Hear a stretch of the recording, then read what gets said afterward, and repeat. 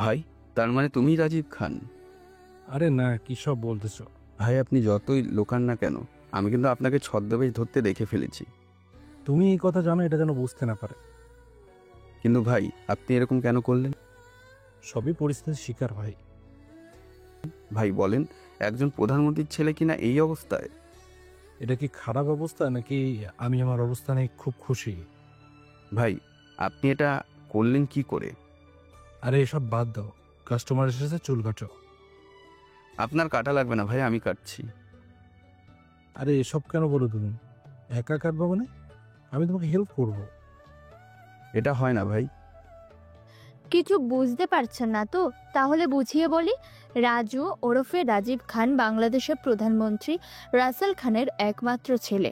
এখন কোনো কারণবশত একটা সেলুনের দোকান খুলে মানুষের চুল কাটে। এখানে এতদিন ছদ্মবেশে ছিল, তাই কেউ তেমন চিনতে পারেনি। কিন্তু আজ সকালে ছদ্মবেশ ধরতে গিয়ে তাড়িয়ে কুড়িয়ে পাওয়া কর্মচারী লিমন সেটা দেখে ফেলে, দেখার সাথে সাথে চিনে। সারাদিন কাজ শেষে বিকালে তারা বসে, তখন লিমন জিজ্ঞেস করে, ভাই, আপনার এই অবস্থা কি করে হলো? সেটা বলতে হলে আমাকে ফিরে যেতে হবে 3 বছর আগের ঘটনায়। ফ্ল্যাশব্যাক। সকালবেলা উঠেই রাজীব তার বাবার কাছে যায়। তার বাবা তখন বসে পত্রিকা পড়ছিলেন।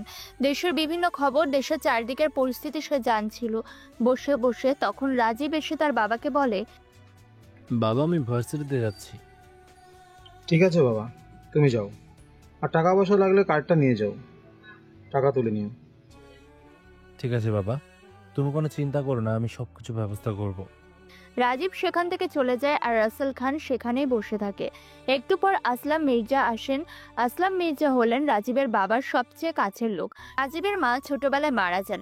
এরপর থেকে রাজীব তার বাবার কাছে বড় হয়েছে। বাবার আদরে তার দিনগুলো বেশ ভালোই কাটছিল।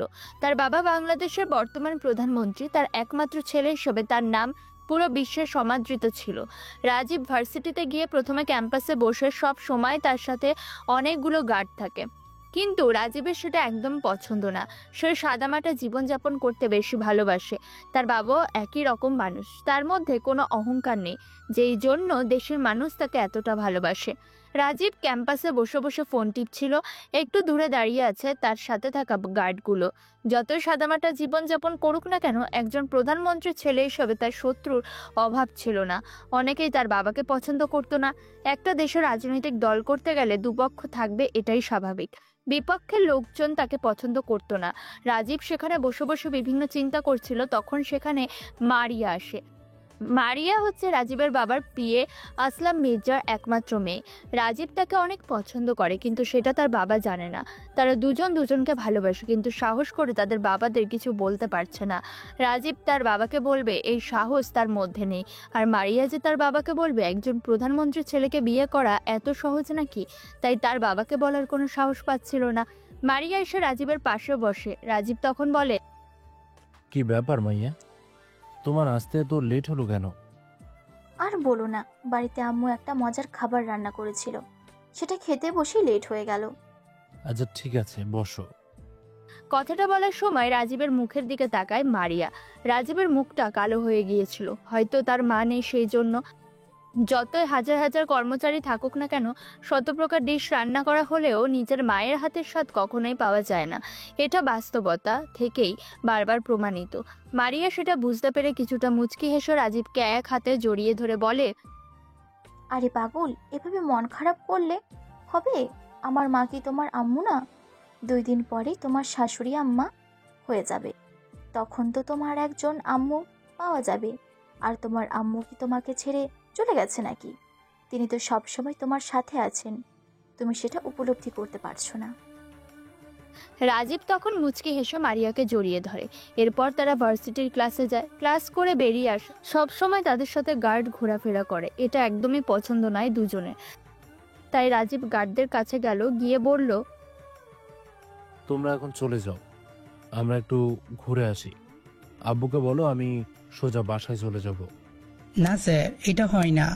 আমরা আপনার নিরাপত্তা রক্ষী, সবসময় আপনার সাথে থাকা আমাদের কর্তব্য। এই কথা স্যার শুনলে অনেক রাগ করবে। তোমরা আমার কথা কি বুঝতে পারছো না? আমি একটু একা থাকতে চাই। তোমরা কেন আমার কথা শুনছো না? সরি স্যার, আমরা আপনার কথায় অবাধ্য হতাম না যদি আমাদের উপর দায়িত্ব আরোপ না হতো, কিন্তু আমাদের হাতে কিছু করার নেই। স্যার যখন বলেছেন আপনাকে সবসময় চোখাচোখি রাখতে, চারদিকে আপনার শত্রুরা ঘোরাফেরা করছে, না জানি কখন আপনার কোন ক্ষতি করে দেয়। তাই বলে কি আমার কোনো প্রাইভেসি নেই? আমার কোনো একা থাকার অধিকার নেই? আমাকে নিজের মতো আমার জীবন চালানোতে কেন তোমরা বাধা দেবে? তোমরা এখন চলে যাও, না হলে কিন্তু আমার রাগ উঠে যাবে। স্যার প্লিজ বোঝার চেষ্টা করুন। আমরা আপনার কথা শুনে আমি এখান থেকে চলে গেলে আমাদের চাকরি চলে যাবে। কিন্তু আমার কথা না শুনলে এখন আমি তোদেরকে মেরে ফেলবো। এখনই এখান থেকে চলে যা, না হলে কিন্তু আমার মাথা গরম হয়ে যাবে। গার্ডরা নিরুপায় হয়ে সেখান থেকে চলে যায়। এরপর রাজীব মারিয়াকে নিয়ে বের হয়। সারা রাস্তা দুজন রিক্সা করে ঘুরেছে। রাজীব একটা মাস্ক পরে চোখে কালো সানগ্লাস দিয়ে বসেছিল। যে দেখবে তার দিকে দৌড়ে আসবে। পুরো দিন ঘোরাঘুরি করে লাঞ্চের সময় তারা বাসায় ফিরে। ওদিকে রাজীবের পিএ আসলাম মির্জা রাসেল খানের প্রতিদ্বন্দ্বী দলের প্রধান মারুফ চৌধুরীর সাথে দেখা করতে যায়। মারুফ চৌধুরী তখন নিজের অফিসে বসেছিলেন। আসলাম মির্জাকে দেখে উঠে জিজ্ঞেস করেন, কি ব্যাপার, তুমি এখন এখানে কেন? আসলে সবাই তোমাকে সন্দেহ করবে। আপনাকে অনেক গুরুত্বপূর্ণ নিউজ দিতে এসেছি, সেই জন্য এখানে আসলাম। কি নিউজ, তাড়াতাড়ি বলো। আপনি হয়তো জানেন আগামী পরশু অর্থাৎ ২৬ তারিখ রাসেল খানের স্ত্রী মৃত্যুবার্ষিকী। সেদিন রাসেল খান একা একাই তার ছেলেকে নিয়ে তার স্ত্রীর কবরের কাছে গিয়ে বসে থাকে। সেই দিনই আমাদের সূক্ষ্ম সুযোগ। ওই দিনে ওই রাসেল খানকে পৃথিবী থেকে শেষ করে দিতে হবে। এর বাইরে কোনোদিন সুযোগ পাওয়া যাবে না। সব সময় তার সাথে অনেক গার্ড থাকে। আপনি চাইলে আর তাকে মারতে পারবেন না, তাই যেটা বলছি সেটাই করুন। ওই দিনই ওকে শেষ করে দিতে হবে। তাহলে তো এটাই আমাদের জন্য অনেক বড় একটা সুযোগ। এই দিনেই ওর শেষ দিন হবে। ওর স্ত্রীর পাশে ওর কবরটাও করে দিতে হবে। আমি আপনাকে এত সাহায্য করছি, যদি আপনি রাসেল খান মারা যাওয়ার পরে এদেশের প্রধানমন্ত্রী হন, তাহলে আমাকে কিন্তু কোনো বড় একটা পদ দিতে হবে। তুমি কোনো চিন্তা করো না আসলাম। তোমাকে যখন আমি কথা দিয়েছি প্রধানমন্ত্রীর পরের পদটাই তোমাকে দিয়ে দেবো। কোনো চিন্তা করো না তুমি। শুধু আমার সাথে এখন যেভাবে কাজ করছো ওভাবেই সততার সাথে কাজ করে যাও। ঠিক আছে, আমার পক্ষ থেকে সর্বোচ্চ সততা আপনি পাবেন, কিন্তু আপনার কথাটা যেন মনে থাকে, সেই দিকে খেয়াল রাখবেন।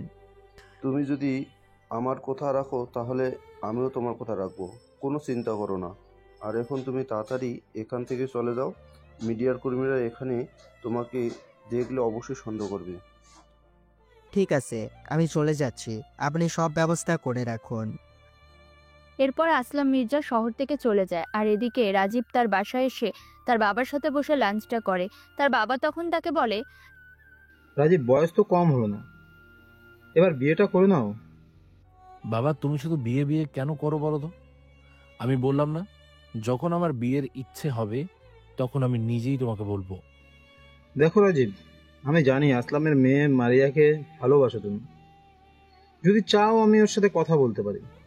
রাজীব তার বাবার কথা শুনে অবাকের চরম পর্যায়ে পৌঁছে যায়। তার বাবা কিভাবে জানলো তার আর মারিয়ার ব্যাপারে? রাজীব তখন আশ্চর্য হয়ে তার বাবাকে জিজ্ঞেস করে, বাবা, তুমি কি করে জানলে মারিয়ার ব্যাপারে?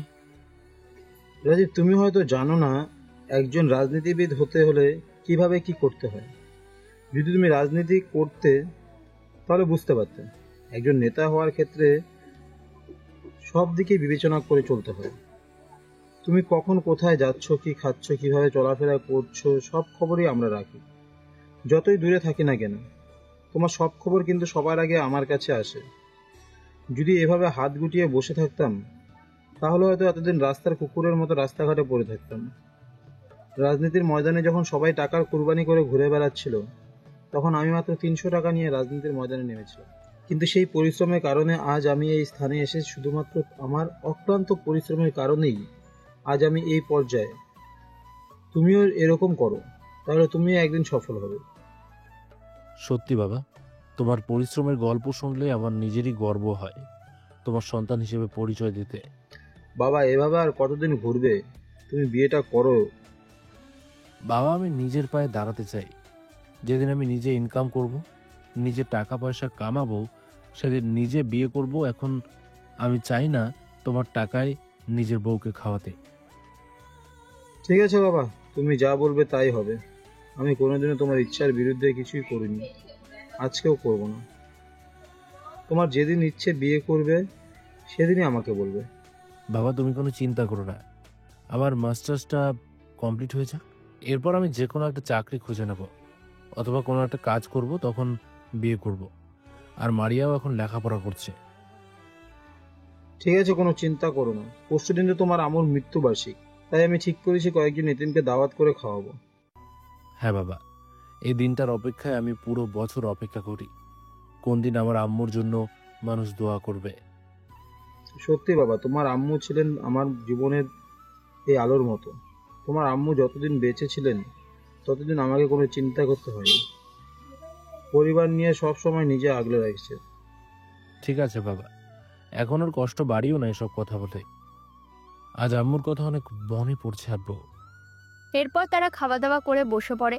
ওদিকে মারুফ চৌধুরী একজন শুটারকে নিয়োগ দেয়, যাকে গুলি করবে সে তার একমাত্র প্রতিদ্বন্দ্বী রাসেল খানের ফোন। তখন সেই শুটারের কাছে মারুফ চৌধুরী এসে বলল, আমি তোমার নাম অনেক শুনছি, তুমি এদেশের সবচেয়ে ভয়ঙ্কর এবং ভালো শুটার। তোমাকে এই কাজটা করতেই হবে। যদি তুমি এই কাজটা করতে পারো, তুমি যা চাইবে তাই পাবে। তুমি যত টাকা চাইবে আমি তোমাকে তত টাকাই দেব, কিন্তু আমার কাজটা যেন হওয়া চাই। আপনি কোনো চিন্তা করবেন না, আপনি শুধু আমার টাকাটা দিয়ে দেবেন, আমি সব কাজ করে দেব। তোমার টাকা নিয়ে তুমি কোনো চিন্তা করো না, আমি তোমার টাকা ঠিক মতো পুষিয়ে দেব। আপনি কোনো চিন্তা করবেন না, উনি প্রধানমন্ত্রী হোক বা যেই হোক, আমার হাত থেকে বাঁচা প্রায় অসম্ভব। আমি যাকে একবার টার্গেট করে ফেলি, সে আমার টার্গেটের বাইরে কখনোই যেতে পারে না। তোমার আত্মবিশ্বাস দেখে আমার খুব ভালো লাগছে। আমি আশা করব তুমি কাজটা করতে পারবে। যদি তুমি কাজটা করতে পারো তাহলে তোমার টাকা, দ্বিগুণ টাকা আমি তোমাকে দেব। তাহলে মনে করেন ওনার মৃত্যু প্রায় নিশ্চিত হয়ে গেছে। দেখতে দেখতে রাজীবের মায়ের মৃত্যুবার্ষিকী দিন চলে আসলো। সকাল হতে রাজীবের বাবা একটা সাদা পাঞ্জাবি পরে বেরিয়ে পড়েন, সাথে রাজীব আর আসলাম মির্জা। আসলাম মির্জা গাড়িতে বসে আছে আর মনে মনে ভাবছে, প্রধানমন্ত্রী সাহেব, আজকে আপনার প্রধানমন্ত্রিত্ব এখানেই শেষ। আজকের পর থেকে এই পৃথিবীর আলো বাতাস আপনি দেখতে পারবেন না। এরপর আমি হব এই বিশাল সাম্রাজ্যের একমাত্র উত্তরাধিকারী। আর আপনার যে ছেলে, সে তো রাজনীতির আগামাথা কিছুই বুঝে না। ওকে পুঁজি বানিয়ে আমি আমার সব কিছু হাসিল করে নেব। আসলাম মির্জা এসব ভাবছিল আর মনে মনে হাসছিল। একটু পর রাজীব বলে উঠল, আজ আম্মুর কথা অনেক মনে পড়ছে আব্বু। আমি আমার আম্মুকে কোনোদিনও দেখিনি, হয়তো তখন অনেক ছোট ছিলাম। আমার মুখটা এখনো পুরো মনে নেই। তুমি কোনো চিন্তা করো না বাবা, তোমার আম্মু তোমাকে সবসময় উপর থেকে দেখছে, তিনি সবসময় তোমার খেয়াল রাখবে। রাজীব আর তার বাবা তখন সেখানে পৌঁছে যায়।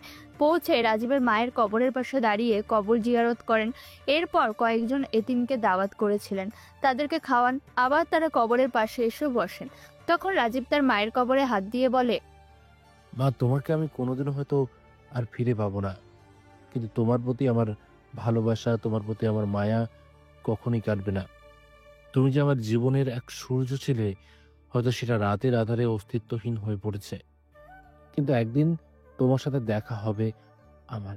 হয়তো সেটা এই জীবনে না হলেও পরকালে দেখা হবে। তখন কি তুমি আমাকে চিনতে পারবে তো মা? এসব ভাবছিল আর কান্না করছিল। মানুষের জীবনে এমন কিছু মুহূর্ত আসে যেগুলো মানুষ চাইলেও অপেক্ষা করতে পারে না। এমনই একদিনের সম্মুখীন হয়েছে রাজীব। একটা মা সন্তানের জন্য কি, সেটা শুধু সেই সন্তানেরাই বুঝতে পারে যারা মা হারিয়েছে। মায়ের প্রতি মানুষের কতটা ভালোবাসা, কতটা আবেগ কাজ করে, সেটা হয়তো ভাষায় প্রকাশ করা আমার মতো অধমের পক্ষে সম্ভব নয়। কিন্তু জীবিত থাকা অবস্থায় আমরা মাকে কতটুকু সম্মান করি, কতটুকু তার অধিকারটা দিই, যদি রাজীবের মা এখন বেঁচে থাকতেন তাহলে হয়তো সে এই বিষয়টা উপলব্ধি করতে পারতো না। কিন্তু যাদের মা নেই তারা এই বিষয়টা খুব উপলব্ধি করতে পারে। মায়ের শাসনগুলো আমাদের কাছে এখন বিরক্ত মনে হয়, কিন্তু একদিন এই শাসনগুলোই অনেক মিস করবে। তাই সবার কাছে একটাই অনুরোধ, যাদের মা আছে তারা মাকে সম্মান করুন। মা বাবার চেয়ে আপনজন এই পৃথিবীতে কেউ নেই।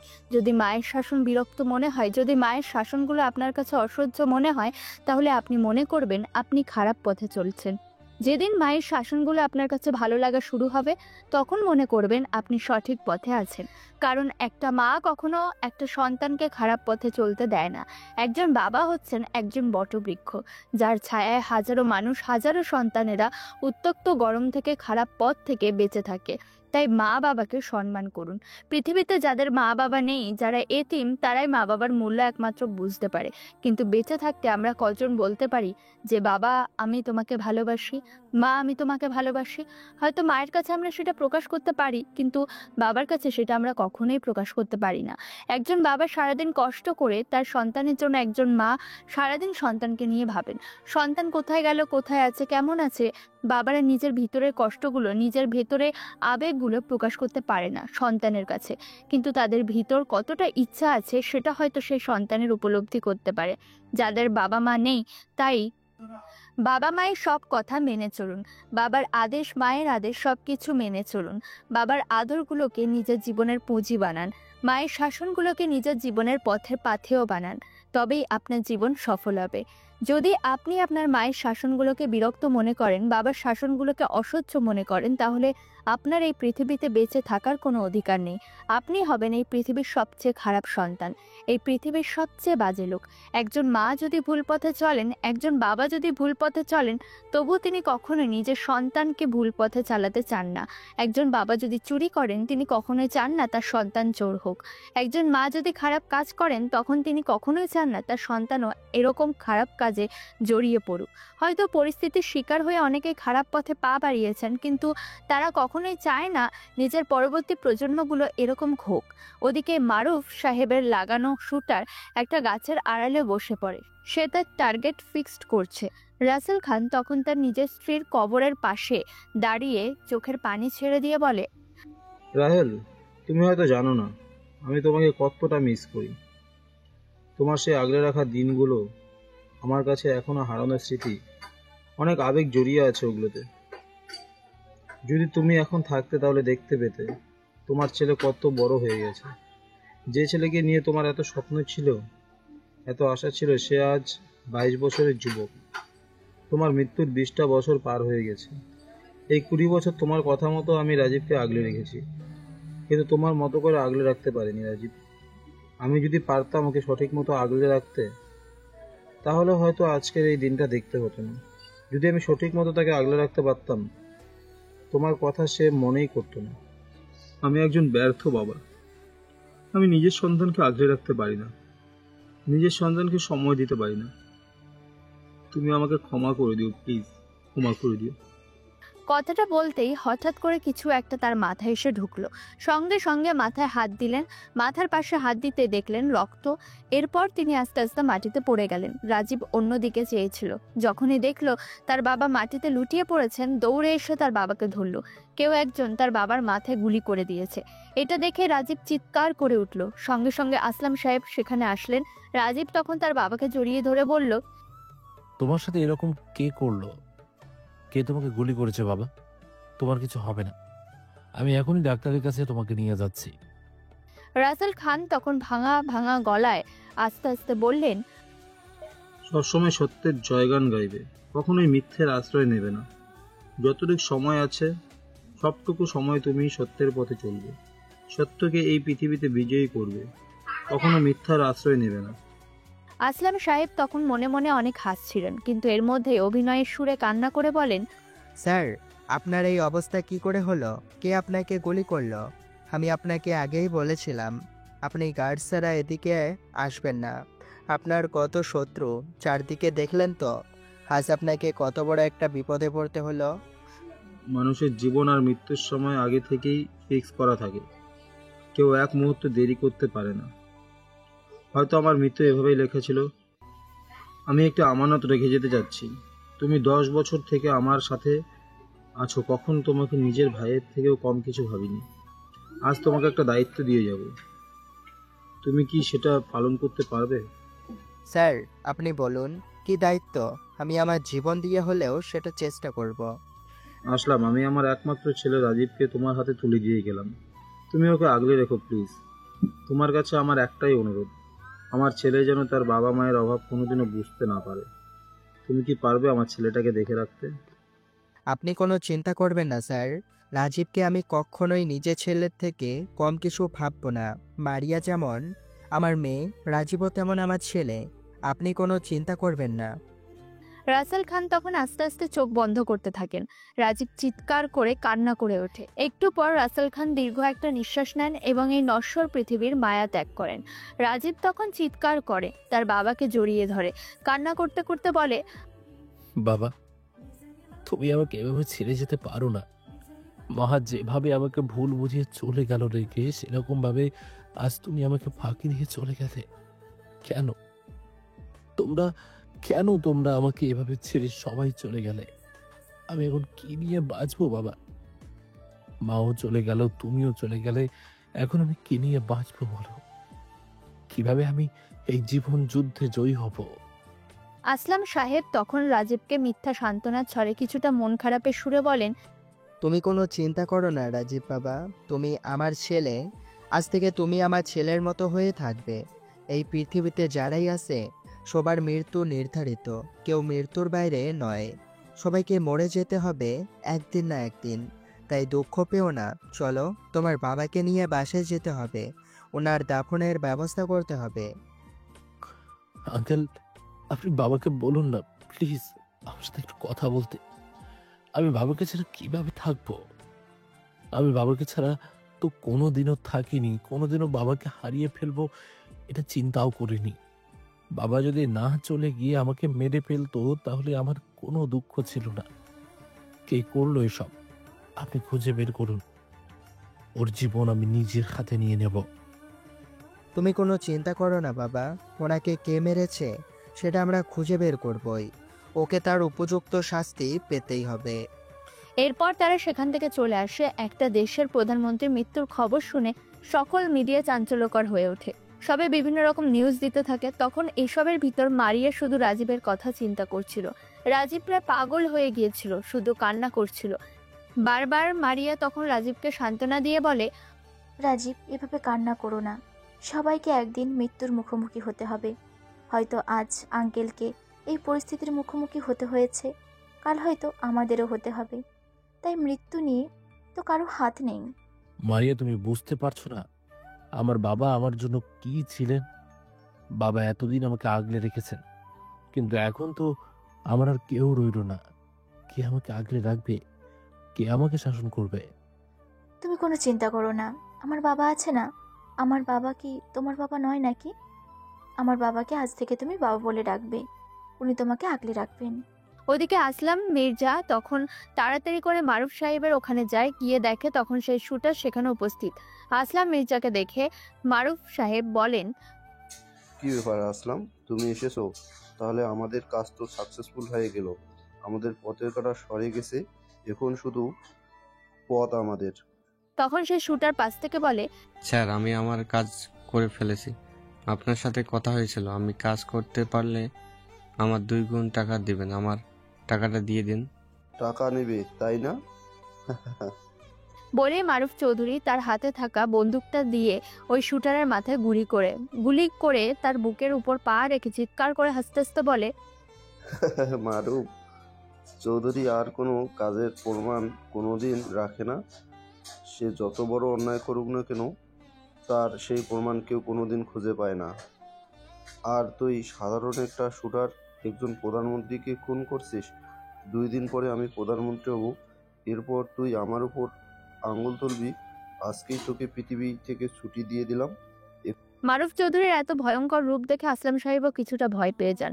তখন মারুফ চৌধুরী তার দিকে তাকিয়ে হাসতে হাসতে বলে, আরে আসলাম, তুমি এত চিন্তা করো না, তোমাকে এরকম ভাবে মারবো না। তুমি আমাকে এত বড় একটা হেল্প করেছো, তোমাকে তোমার পথটা যেটা বলছি সেটা আমি দেবই। আসলাম সাহেব তখন মনে কিছুটা স্বস্তি পান। এরপর বলেন, আজ থেকে আমি আপনার পিএস। আপনি যেভাবে বলবেন আমি সেভাবেই চলবো। আপনি শুধু আমাকে বলুন কিভাবে কি করতে হবে, এরপর দেখবেন কে করতে পারে আমি। আচ্ছা আসলাম, রাসেল খানের যে একটা ছেলে আছে, রাজীব নাকি নাম, ও এখন কোথায়? রাসেল খান মারা যাওয়ার সময় তার ছেলেকে আমার কাছে আমানত রেখে গিয়েছে। সে এখন আমার বাড়িতেই আছে। কি বলছো কি আসলাম? তুমি দুধ কলা দিয়ে কাল সাপ পুষতে চাইছো? একদিন না একদিন তোমার এই কথা যদি প্রকাশ হয় তখন আমাদের অনেক বড় বিপদ হয়ে যাবে। তাই তুমি যত তাড়াতাড়ি সম্ভব ওর ছেলেকে তোমার বাড়ি থেকে বের করো। আমি সঠিক সময়ে সঠিক ব্যবস্থা নেব। তখন দেখব ওই রাজীব কি করতে পারে আমাদের বিরুদ্ধে। সবসময় সতর্ক থাকবে, কখন বিপদ আসে। বিপদ বলে কয়ে আসে না, হঠাৎ করেই দেখতে সব কিছু শেষ হয়ে যাবে। আপনি কোনো চিন্তা করবেন না, আমি অত বোকা নই। ওকে রেখেছি আমার আরেকটা কাজের জন্য। যদি কাজটা হয়ে যায় তাহলে ওকে আমরা শেষ করে দেব। তোমার যা ইচ্ছা তাই করো, শুধু সাবধানে করো যাতে আমরা কোনোভাবে ফেঁসে না যাই। আপনি কোনো চিন্তা করবেন না, আমি সর্বোচ্চ চেষ্টা করব। আমাদেরকে কেউ ফাঁসাতে পারবে না। এরপর আসলাম মির্জা সেখান থেকে বাসায় চলে আসেন। বাসায় এসে দেখেন রাজীব ঘরের এক কোণে বসে কান্না করছে। আসলাম সাহেব তখন তার কাছে গিয়ে বলে, কি ব্যাপার রাজীব বাবা, এভাবে বসে বসে কান্না করছো কেন? তোমাকে কতবার বললাম এভাবে কান্না করো না। মৃত্যু তো সবার জীবনেই আসে, হয়তো আমার জীবনেও কাল আসতে পারে। তোমাকে এখন শক্ত থাকতে হবে, তোমার বাবার খনিকে ধরতে হবে। ঠিক বলেছেন আঙ্কেল, আমাকে এখন কঠিন হতে হবে। কিন্তু আমি তো পারছি না। যতবারই নিজের মনকে সান্ত্বনা দিতে চাই ততবারই যেন বাবার স্মৃতিগুলো বারবার আমার চোখের সামনে ভেসে ওঠে। আমি কিছুতেই নিজেকে শান্ত করতে পারছি না। রাজীব, তুমি আমার ছেলের মতোই। স্যার আমাকে বলেছিলেন তুমি মারিয়াকে ভালোবাসো। তুমি যদি চাও মারিয়াকে বিয়ে করতে, তাহলে কিন্তু আমি মারিয়াকে তোমার হাতে তুলে দেব। আমি আগে আমার বাবার খুনিকে শাস্তি দিতে চাই, এরপর আমার বিয়ে শাদী আমার জীবন নিয়ে ভাববো। সবার প্রথমে এখন আমার একটাই লক্ষ্য, আমার বাবার খুনিকে খুঁজে বের করা। রাজীব তখন উঠে মনকে শক্ত করার চেষ্টা করে বেরিয়ে নিজের বাসায় যায়। পরদিন সকাল হতে আবার মনটা ভেঙে যায়, কারণ আজ তার বাবা তাকে ডাকতে আসেনি। প্রতিদিন তার বাবা এসে তাকে ডেকে ঘুম থেকে ওঠা দেন। এটা খুব মিস করছে সে, কিন্তু কিছুই করার নেই। এটাই বাস্তবতা, মেনে নিতে হবে তাকে। ওদিকে আসলাম মির্জা মারুফ চৌধুরীর সাথে দেখা করতে যায়। মারুফ চৌধুরী বারবার শুধু বলছিল, আসলাম, তুমি ভুল করতে যাচ্ছ, তোমাকে সেটা বলছি আমি, সেটাই তুমি শুনো। তাড়াতাড়ি ওই ছেলেটাকে বাড়ি থেকে বের করো, না হলে কিন্তু তোমার এই বিপদ আসবে। স্যার, আপনি কোনো চিন্তা করবেন না, আমি সব ব্যবস্থা করব। ওকে আমরা কিছুদিনের মধ্যেই বাড়ি থেকে বের করব। ওর সাথে আমার একটা লেনদেন বাকি আছে, সেটা পূর্ণ করলেই ওকে বের করে দেব। আচ্ছা ঠিক আছে, যত তাড়াতাড়ি সম্ভব ওকে বাড়ি থেকে বের করো। আমার কিন্তু সন্দেহ হচ্ছে ওকে নিয়ে। আপনি কোনো চিন্তা করবেন না স্যার, আমি এখন আসি, ওর সাথে দেখা করতে হবে। এরপর আসলাম মির্জা সেখান থেকে রাসেল খানের বাড়ি হঠাৎ রাজীবের বাড়িতে আসে। রাজীব তখন নিজের রুমে বসেছিল। তার কাছে গিয়ে বলে, কেমন আছো রাজীব বাবা? আসলাম সাহেব তখন মনে মনে হাসতে হাসতে বলে, জি আলহামদুলিল্লাহ, ভালো আছি আঙ্কেল। দেখো বাবা, রাজীব তোমার আব্বু তো চলে গেছে, তাকে তো আর ফিরিয়ে আনা সম্ভব না। কিন্তু তার কাজ বন্ধ রাখলে চলবে না। তিনি এদেশের মানুষের একজন সেবক ছিলেন। তার এই কাজ অব্যাহত রাখতে হবে। তুমি তো রাজনীতির কিছুই বোঝো না, তুমি কিভাবে এই বিশাল সাম্রাজ্য রক্ষা করবে? এখন আমি কি করব আঙ্কেল? আমার তো কিছুই করার নেই, আমি তো এসবের কিছুই বুঝি না। তুমি এক কাজ করতে পারো, তুমি আমাকে দলের প্রধান বানিয়ে দাও। তোমার বাবার অনুপস্থিতিতে তুমি দলের প্রধান, তাই তুমি যদি আমাকে বানিয়ে দাও তাহলে আমি তোমার বাবা সব কিছু রক্ষা করব। আর তুমি আমার মতো হয়ে থাকবে মারিয়াকে বিয়ে করে। কিন্তু সেটা কিভাবে সম্ভব আঙ্কেল? আমি তো এসবের কিছুই বুঝতে পারছি না। তুমি শুধু বলো একবার, এরপর আমি কাগজ রেডি করতেছি। তুমি রাজি কিনা সেটা বলো। আমি তো নিঃসন্দেহে রাজি। আপনি এতদিন ধরে আব্বুর সাথে আছেন, ওনার সব কাজে হেল্প করেছেন, আপনাকে কিভাবে না করব? আপনি সব ব্যবস্থা করুন, আমি সই করে দেব। আচ্ছা ঠিক আছে বাবা, আমি বিকালেই সব কিছু রেডি করতেছি। তুমি এখন আমাদের বাড়িতে একবার যাও। এখানে একা একা থাকলে তোমার মন খারাপ করবে। আচ্ছা ঠিক আছে আঙ্কেল, আমি আপনার বাড়িতে যাচ্ছি, আপনি সব কিছুর ব্যবস্থা করে আসুন। এরপর রাজীব সেখান থেকে বেরিয়ে আসে আর আসলাম মির্জা রাজীবের রুমে দাঁড়িয়ে হাসতে হাসতে বলে, হায় রে বোকা, তুই যদি বুঝতি তোর সাথে কি হচ্ছে তাহলে তুই কখনোই রাজি হতি না। এখন বুঝবি এই আসলাম মির্জা কত ভয়ঙ্কর। কথাটা বলার আগে একটাবার ভেবে দেখছিস? এখন যখন বলে ফেলেছিস তাহলে তোর উপর ভয়ঙ্কর বিপদ নেমে আসতেছে। আর প্রস্তুত হয়ে নে এই বাড়ি ছেড়ে যাওয়ার জন্য। আসলাম মির্জা হাসতে হাসতে সেখান থেকে বেরিয়ে পড়ে। গিয়ে সব কাগজপত্র রেডি করে ওদিকে রাজীব গিয়ে মারিয়াদের বাড়িতে বসে থাকে। মারিয়া তখন রাজীবের কাছে এসে বলে, এই তুমি এরকম করো কেন? কথা বলো, আমার খারাপ লাগছে না তোমাকে এভাবে দেখে। এই তুমি এরকম কথা আরেকবার বললে আমি কিন্তু মরে যাব। তুমি এরকম বলো কেন? রাজীব তখন মারিয়াকে জড়িয়ে ধরে। মারিয়ার মা তখন রাজীবের কাছে আসে। মারিয়াকে এভাবে জড়িয়ে ধরতে দেখে সে কিছুটা অবাক হয়, সাথে মারিয়াও লজ্জা পেয়ে সরে যায়। বাবা রাজীব, তুমি মনে হয় সকাল থেকে কিছুই খাওনি। চলো আমাদের সাথে ব্রেকফাস্ট করে নিবে। আচ্ছা ঠিক আছে, চলো। এরপর সেখান থেকে মারিয়ার মা চলে যান আর মারিয়া আবার রাজীবের কাছে এসে বলে, তুমি কোনো টেনশন করো না, আমি তোমার সাথে আছি। সব সময় সবার জীবনে মৃত্যু আসবে, মৃত্যুর মুখাপেক্ষী সবাইকেই হতে হবে। তাই এসব নিয়ে আর ভেবো না, যা হবার হয়ে গেছে। এখন তুমি নিজের জীবন নিয়ে ভাবো। আচ্ছা ঠিক আছে, চলো এখন ব্রেকফাস্ট করে নেই। এরপর রাজীব, মারিয়া আর মারিয়ার মা মিলে ব্রেকফাস্ট করে নেয়। দুপুরের দিকে রাজীব বসেছিল মারিয়ার রুমে। একটু পর মারিয়া সেখানে আসলো, এসে বলল, রাজীব চলো আমরা একটু ঘুরতে যাই, এখানে আর ভালো লাগছে না। তোমার মন ভালো হবে একটু বাইরে থেকে ঘুরে আসলে। কিন্তু এই দুপুরবেলা আমরা কোথায় ঘুরতে যাব? আরে তুমি কোনো টেনশন করো না, চলো একটা নদীর তীরে ঘুরতে যাই। সেখানে গেলে তোমার মন ভালো হয়ে যাবে। আমার অনেক পছন্দের একটা জায়গা। তোমার কি নদীর পাড় ছাড়া আর কোনো জায়গা নেই? যতবারই তোমার সাথে দেখা করতে চাই শুধু এই নদীর ধারে নিয়ে যাও। কোনো দিন নদীতে ফেলে মেরে দিবে সেই ভয়েই আমি থাকি। না, আমার ছাড়া আর কোনো জায়গা নেই, ওটাই আমার ভালো লাগে। ইচ্ছে হলে যাও, না হলে আমি চলে যাচ্ছি। আরে রাগ করো কেন? আমি কি বলছি আমি যাব না? চলো, যেতে হবে। আচ্ছা ঠিক আছে, তুমি 2 মিনিট দাঁড়াও, আমি রেডি হয়ে আসছি। এরপর মারিয়া রেডি হতে ভিতরে চলে যায়। একটু পর বেরিয়ে আসে। এরপর তারা দুজন ঘুরতে বের হয়। নদীর ধারে ঘুরছে, অসম্ভব সুন্দর লাগছে দুজনকে। রাজীব মারিয়াকে জড়িয়ে ধরে বলে, মারিয়া, বাবা মা দুজনই আমাকে ছেড়ে চলে গেছেন। সবাই এই পৃথিবীতে আমাকে একা করে চলে গেছে। তুমি প্লিজ আমাকে ছেড়ে কখনো যেও না। তুমি ছেড়ে গেলে আমি বাঁচতে পারবো না। আরে পাগল, আমি কেন তোমাকে ছেড়ে যাব? আমি তো তোমাকে অনেক ভালোবাসি। তুমি চলে গেলে আমি কি করে বাঁচবো? আমি কখনোই তোমাকে ছেড়ে যাব না। যেদিন তোমার সাথে প্রথম দেখা হয়েছিল সেদিনই আমি তোমার প্রেমে এতটাই পাগল হয়ে গেছি যে তোমাকে ছাড়া এক মুহূর্ত আমি চিন্তা করতে পারি না। জানি না কোন দিন তুমি হারিয়ে যাও, সেদিন আমি কিভাবে বাঁচবো। তুমি সবসময় এরকম কথা বলো কেন? এরকম একটা ভালো পরিস্থিতি যে তুমি কিরকম মন খারাপ নিয়ে আসলে, এই জন্যই তোমার সাথে কোথাও যেতে চাই না। সবখানে গিয়ে এসব কথা বলো। কি করব? তোমাকে হারানোর ভয় আমাকে প্রতি মুহূর্ত তাড়া করে বেড়ায়। তোমাকে হারিয়ে ফেলার সামর্থ্য যে আমার নেই। তুমি কোনো চিন্তা করো না, আমি কখনোই তোমার থেকে হারিয়ে যাব না। যদি কোনোদিন তোমাকে ছেড়ে যেতে হয় তাহলে সেদিন মনে করবে আমি মারা গেছি। আমার লাশ ছাড়া কোনো কিছুই তোমাকে ছাড়া যাবে না। যেদিন আমি মরে যাব সেই দিন তোমাকে ছেড়ে যাব। এর আগে যদি কোনোদিন আমরা আলাদা হয়ে যাই তবুও আমি তোমাকে ছাড়া কাউকে বিয়ে করব না। আমি মনে প্রাণে তোমাকে স্বামী হিসেবে মেনে নিয়েছি এবং চিরদিন সেটা মানব।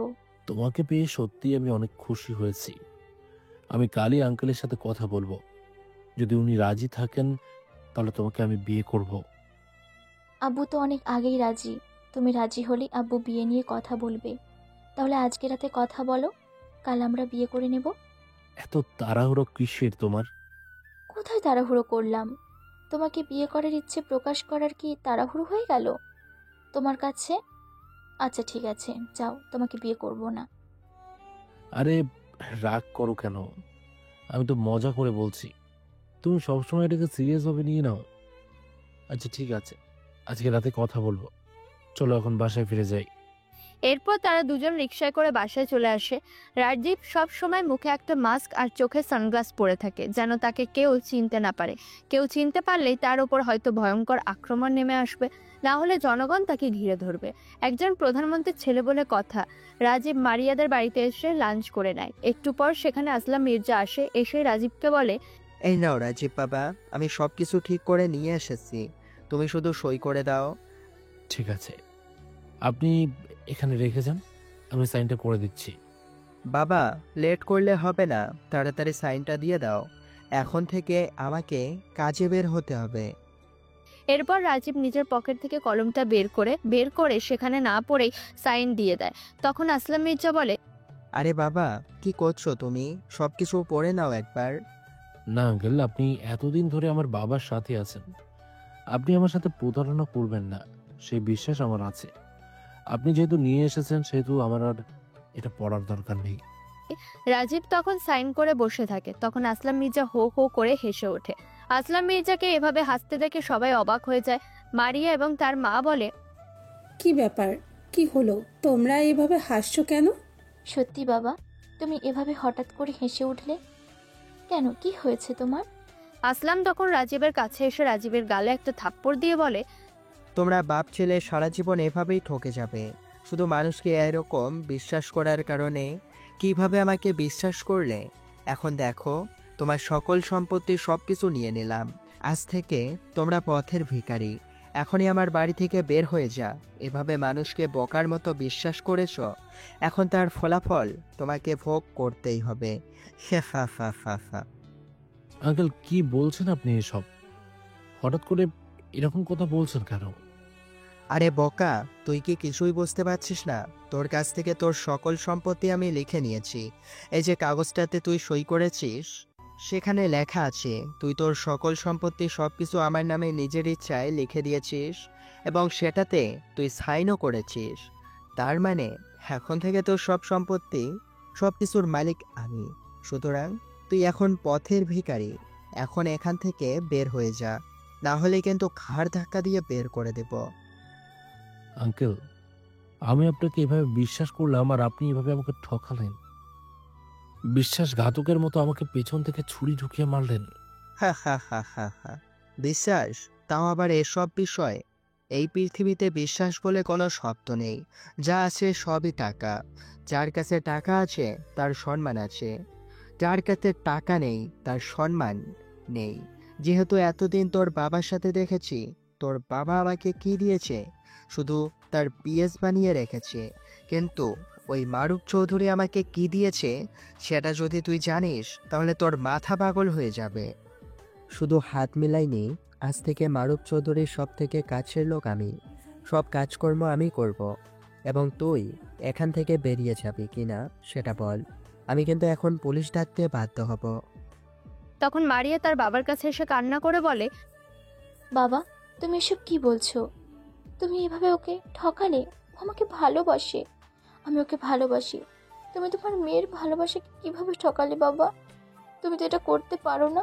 এভাবে মানুষের সাথে বিশ্বাসঘাতকতা কিভাবে করলে বাবা, বলো? ভালোবাসা, তাই না? থাপ্পড় দিয়ে দাঁত সবগুলো ফেলে দিব। কিসের ভালোবাসা? ওই পথের ছেলেটার সাথে তোর কিসের সম্পর্ক? তুই এখন এই দেশের প্রধানমন্ত্রীর সবচেয়ে কাছের লোকের মেয়ে, আর ওই ছেলেটাকে দেখতে পাচ্ছিস?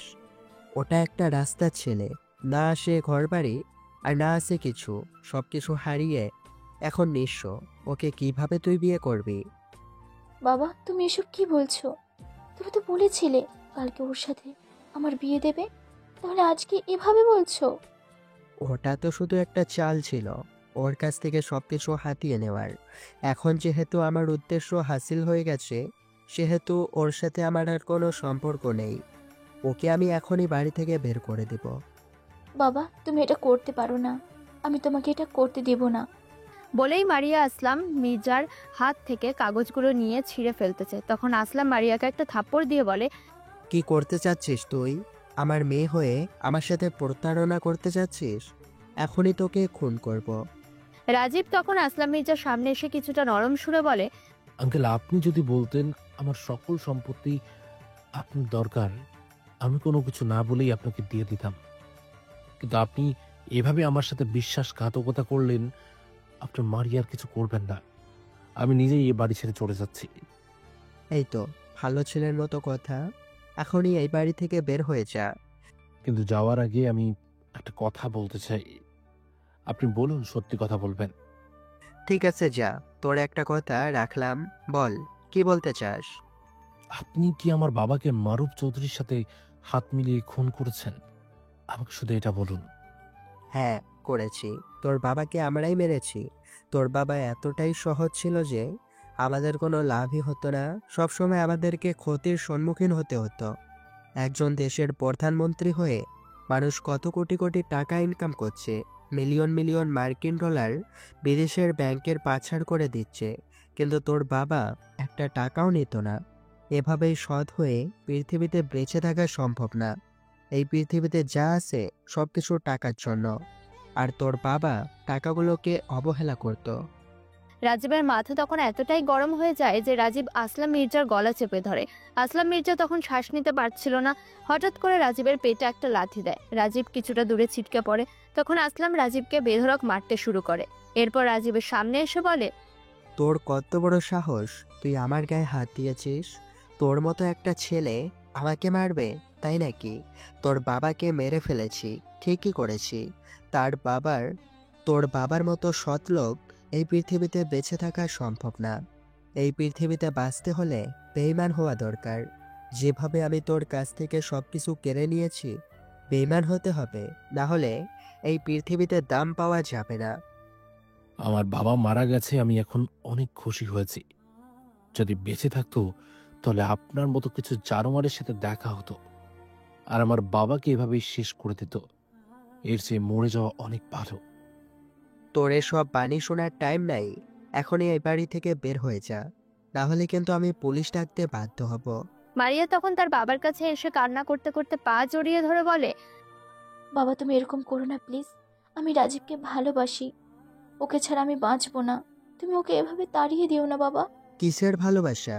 এই পৃথিবীতে ভালোবাসা বলতে কোনো শব্দ নেই। তোকে আমি ভালোই ভালোই বলছি, ওই ছেলেটাকে ভুলে যা, না হলে কিন্তু তোকে আমি খুন করে দেব। না বাবা, আমি ওকে বলতে পারবো না।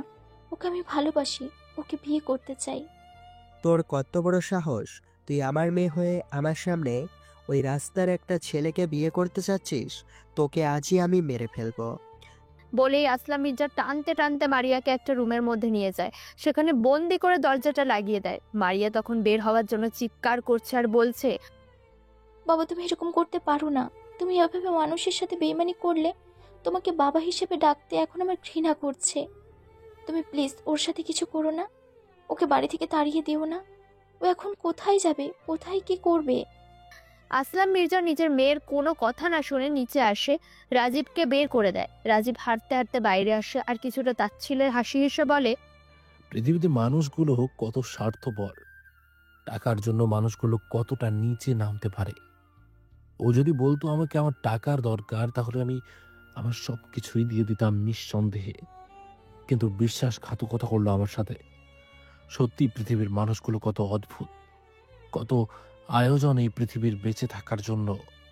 কিন্তু তারা তো জানে না এই পৃথিবী 2 দিনের, কোন দিন কার মৃত্যু চলে আসে সেটা কেউ জানে না।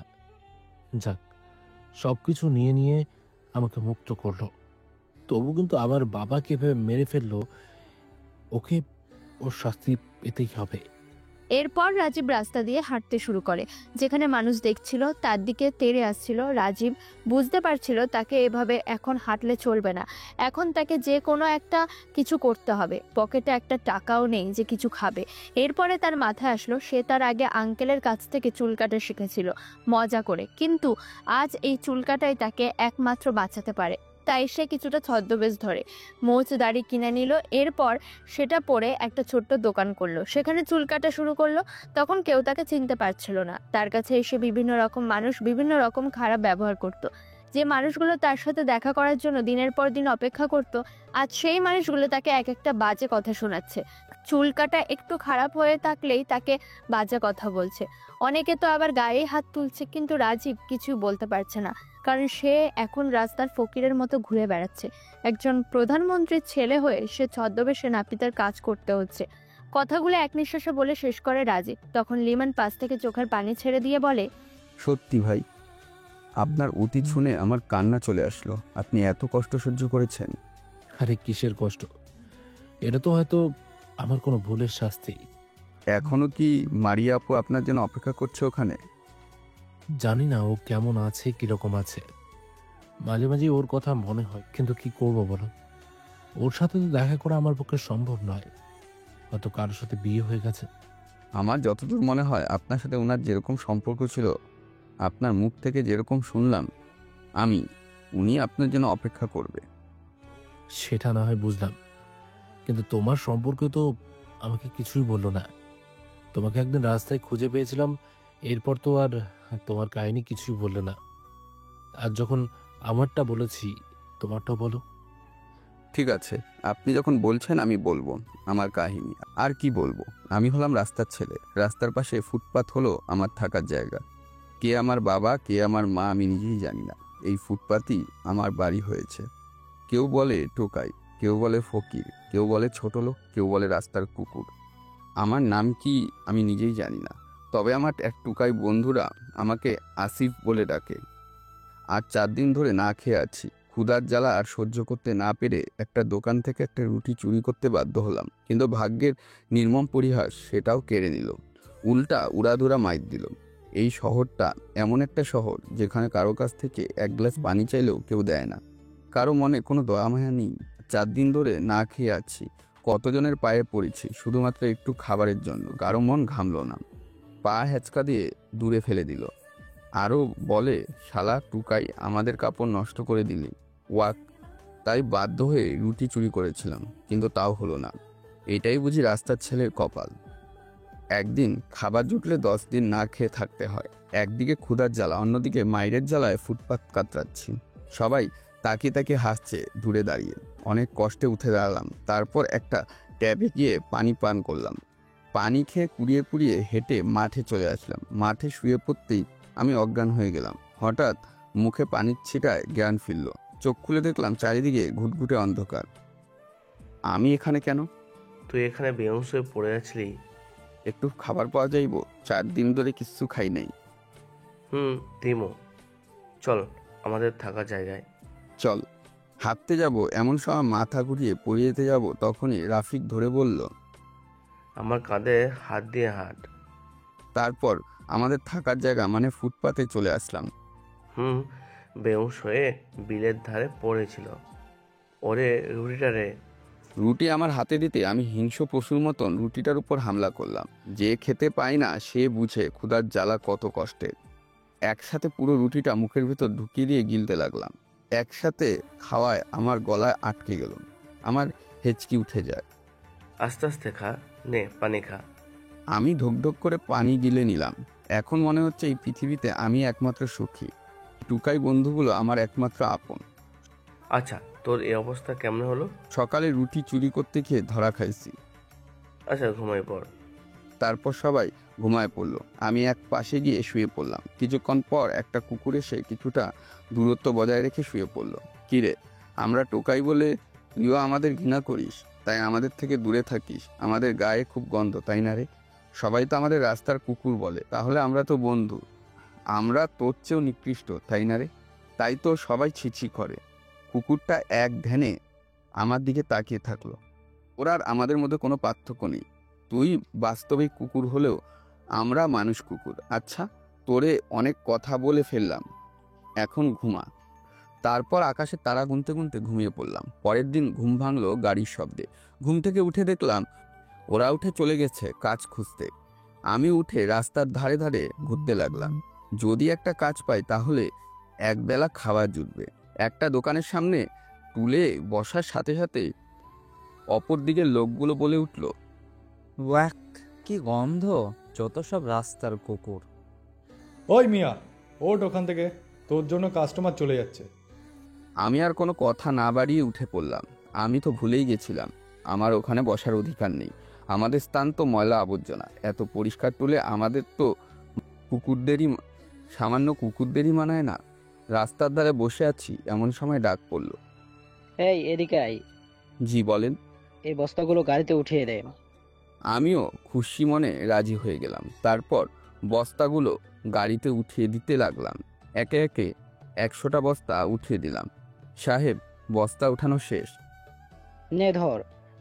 একটা 100 টাকার নোট দিয়ে 1 বস্তা 3 টাকা করে হলে 100 বস্তার হিসাব করলে 300 টাকা দেন।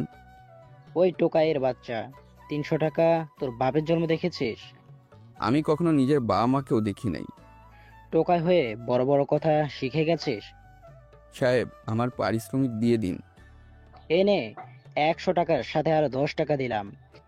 না সাহেব, আমার অনেক কষ্ট হয়েছে, আমার পুরো টাকাটাই দিন। এই সামান্য বস্তাগুলো তুলতে কি এমন কষ্ট? যত সব টাকার পাগল, এগুলো নিলে নে আর না নিলে ফেরত দে। এই বলে টাকাগুলো আমার মুখে ছুঁড়ে মেরে চলে গেল। আমি টাকাগুলো কুড়িয়ে নিয়ে পকেটে ঢুকাতে যাব, তখনই কয়েকটা বখাতে ছেলে এসে বলল, ওই হালার পুত, আমার টাকা তুই পকেটে ঢুকাচ্ছিস কেন? কি বলেন? আপনার টাকা? এটা তো আমার টাকা, এখন আমার থেকে পড়ে গেছে। তুই কুড়িয়ে নিয়ে পকেটে ঢুকিয়ে ফেলছিস। বের কর আমার টাকা। আপনার কথা ভুল হচ্ছে। শালা, এত কথা না বলে টাকা বের কর, না হয় তোকে পুঁতে মাটিতে একদম ঢুকিয়ে রাখবো। এটা কিন্তু অন্যায় হচ্ছে। অন্যায়ের কি দেখেছিস? এই বলে দুজনে আমার হাত ধরলুম, আর একজন আমার পকেট থেকে টাকা বের করে নিল। মানুষজন সবাই তাকিয়ে তাকিয়ে তামাশা দেখছে। আপনারা দয়া করে আমার টাকা দিয়ে দিন, আমার অনেক কষ্টের টাকা। তোর সাথে এত টাকা মানায় না, নে তোকে 10 টাকা দিলাম। পকেটে 10 টাকা ঢুকিয়ে দিয়ে তারপর ওরা চলে গেল। আমি ওখানে দাঁড়িয়ে থাকলাম। এটা নতুন কোনো কিছু না। আমাদের মতন অসহায় মানুষদের সবাই প্রতিনিয়ত ঠকিয়েই বেড়াচ্ছে। কেউ কাজ করিয়ে টাকা দেয় না, আবার কেউ জোর করে টাকা নিয়ে নেয়। এটার প্রতিবাদ আমরা কখনো করতে পারি না, একমাত্র কারণ আমরা টোকাই বলে। তাই আমাদের বলার কেউ নেই, কিন্তু ঘৃণা করার মানুষের অভাব নেই। তারপর একটা দোকান থেকে একটা কলা আর রুটি কিনে খেলাম 10 টাকা দিয়ে। যাই হোক, পেট তো ভরেছে। আমাদের মতন রাস্তার কুকুরের জন্য এই 5 টাকার রুটি অমৃত সমান। তারপর আবার কাজ খুঁজতে গেলাম। এভাবে সারাদিন রাস্তার ধারে ঘুরে ঘুরে রাতের আস্তানায় ফিরলাম। কি রে, আজকে কত পাইলি? 30 টাকা। সারাদিনে 30 টাকা? আরও পাইছিলাম, কিন্তু কি? তারপর ওদের সব খুলে বললাম। আচ্ছা, কালকে দেখিয়ে দিস তো ছেলেগুলোকে, সারাদের দয়া মায়া নেই। বাদ দে, আমার কপালে এটাই আছে। আচ্ছা, ঘুমাই পড়। তারপর যে যার মতন ঘুমিয়ে পড়লাম। সকালে ঘুম থেকে উঠে দেখি আমার পাশে নেড়ি কুকুরটা শুয়ে আছে, সামান্য দূরত্ব বজায় রেখে। ব্যাপারটা আমাকে অবাক করলো। কুকুরটা হয়তো কালকের কথাগুলো বুঝতে পেরেছে। একটা কুকুর পর্যন্ত ভ্রাতৃত্ববোধ বুঝে, কিন্তু আমরা মানুষ ভ্রাতৃত্ববোধ বুঝি না, অসহায়দের উপর অত্যাচার করি। এই হলো আমাদের সভ্য মানব জাতি। আমি উঠে গিয়ে কলের পানিতে মুখ ধুয়ে নিলাম। তারপর কাজের সন্ধানে বেরিয়ে পড়লাম। রাস্তার মোড়ে দাঁড়িয়ে আছি, এমন সময় একটা গাড়ির ড্রাইভার ডাক দিল। এই দিকে আয়। জি বলেন। গাড়িটা পেছন থেকে ঠেল, গ্যাস পাম্পে নিয়ে যেতে হবে। আমি না ঠেলে দাঁড়িয়ে আছি। কি হলো, ঠেল, চিন্তা করিস না, টাকা দেব। আমি মুখে হাসি এনে ঠেলতে লাগলাম। শালা টুকাই, ভালো করে ঠেল, টাকা ছাড়া তো কিছু জানিস না। আমি চুপচাপ ঠেলতে লাগলাম। কিছুক্ষণ পর গ্যাস পাম্পে চলে আসলাম। এই নে ধর। আমি মুখে হাসি টেনে টাকাটা নিলাম। তারপর ওখান থেকে চলে আসলাম। এসে একটা দোকান থেকে রং চা আর রুটি নিয়ে খেলাম। তারপর আবার কাজ খুঁজতে লাগলাম। পেয়েও গেলাম। আজকে মোটামুটি ভালোই ইনকাম হয়েছে। একটা হোটেলে টেবিলে গিয়ে বসার সাথে সাথে একটা ছেলে বলল, ওই শালা টোকাই, এখানে কেন বসেছিস? ভাত খাইতে। টাকা আছে তো ফ্রি খাইতে আইসি নাকি? এই টেবিল থেকে ওঠ, ওই কোনা টেবিলে যা, তোর জন্য কাস্টমার আসবে না। আমিও চুপচাপ ওখানে গিয়ে বসলাম। এটা নতুন না, এরকম আমাদের মতন টোকাইদের সাথে প্রতিনিয়তই ঘটে। কাপড় নোংরা বলে কোনো চেয়ারেই বসতে পারি না, ভালো কোনো হোটেলেও খেতে পারি না। একটাই কারণ, আমরা টোকাই, আমরা রাস্তার কুকুর, আমাদের রাস্তাই ভালো মানায়। কিছুক্ষণ পর ভাত আনলে আমি গপ গপ করে খেতে লাগলাম। 6 দিন পর ভালো করে খেতে পাচ্ছি। মনে হচ্ছে কোনোদিন খাবার দেখিনি। কোন জঙ্গলি? আমি ছেলেটার দিকে একবার তাকিয়ে আবার খাওয়া শুরু করলাম। পেট পুড়ে খেয়ে টাকা দিয়ে বেরিয়ে পড়লাম। পকেট থেকে টাকা বের করে দেখি আরও 150 টাকা আছে, যা আমার জন্য অনেক। আরও 2 দিন ভালো করে চলা যাবে কাজ না করলেও। এভাবে রাত পর্যন্ত ঘুরে রাস্তায় চলে আসলাম। আসার সময় আমার বন্ধু নেড়ি কুকুরটার জন্য একটা রুটি নিলাম। সেও যে আমার মতন একদিন খেতে পারলে 3 দিন খেতে পারে না, পেলেও সবার এঁঠো খাবার পায়। আস্তানায় এসে দেখলাম রাফিকরা সবাই শুয়ে আছে, নেড়ি কুকুরটা এখনো আসেনি। আমিও চুপচাপ করে এক পাশে শুয়ে পড়লাম এবং কুকুরটার জন্য অপেক্ষা করতে লাগলাম। কিছুক্ষণ পর চলে এলো। আমি রুটিটা ওর সামনে দিলাম। কুকুরটা একবার আমার দিকে তাকিয়ে খাওয়া শুরু করলো। তারপর আমি ঘুমিয়ে পড়লাম। পরের দিন সকালে ঘুম থেকে উঠে কাজের সন্ধানে বেরিয়ে পড়লাম। দুপুর হয়ে গেল, এখনো একটাও কাজও পেলাম না। রাস্তার ধারে দাঁড়িয়ে আছি, এমন সময় একটা মেয়ের থেকে ব্যাগ পড়ে যেতে দেখলাম। মেয়েটা সেদিকে খেয়াল করেনি। আমি দৌড়ে গিয়ে ব্যাগটা নিলাম। আমি মেয়েটাকে ডাক দিলাম, এই যে আপনার ব্যাগ। আমার ডাকে মেয়েটা পিছনে ফিরল। মেয়েটাকে দেখে মনে হলো কোনো বড় লোকের মেয়ে। আপনার ব্যাগ? আমার ব্যাগ তোর মতো নোংরা মানুষের কাছে কেন? আপনার ব্যাগ পড়ে গিয়েছিল, এই নিন। ও আচ্ছা, ধন্যবাদ। এখন বল, কয় টাকা মারছিস?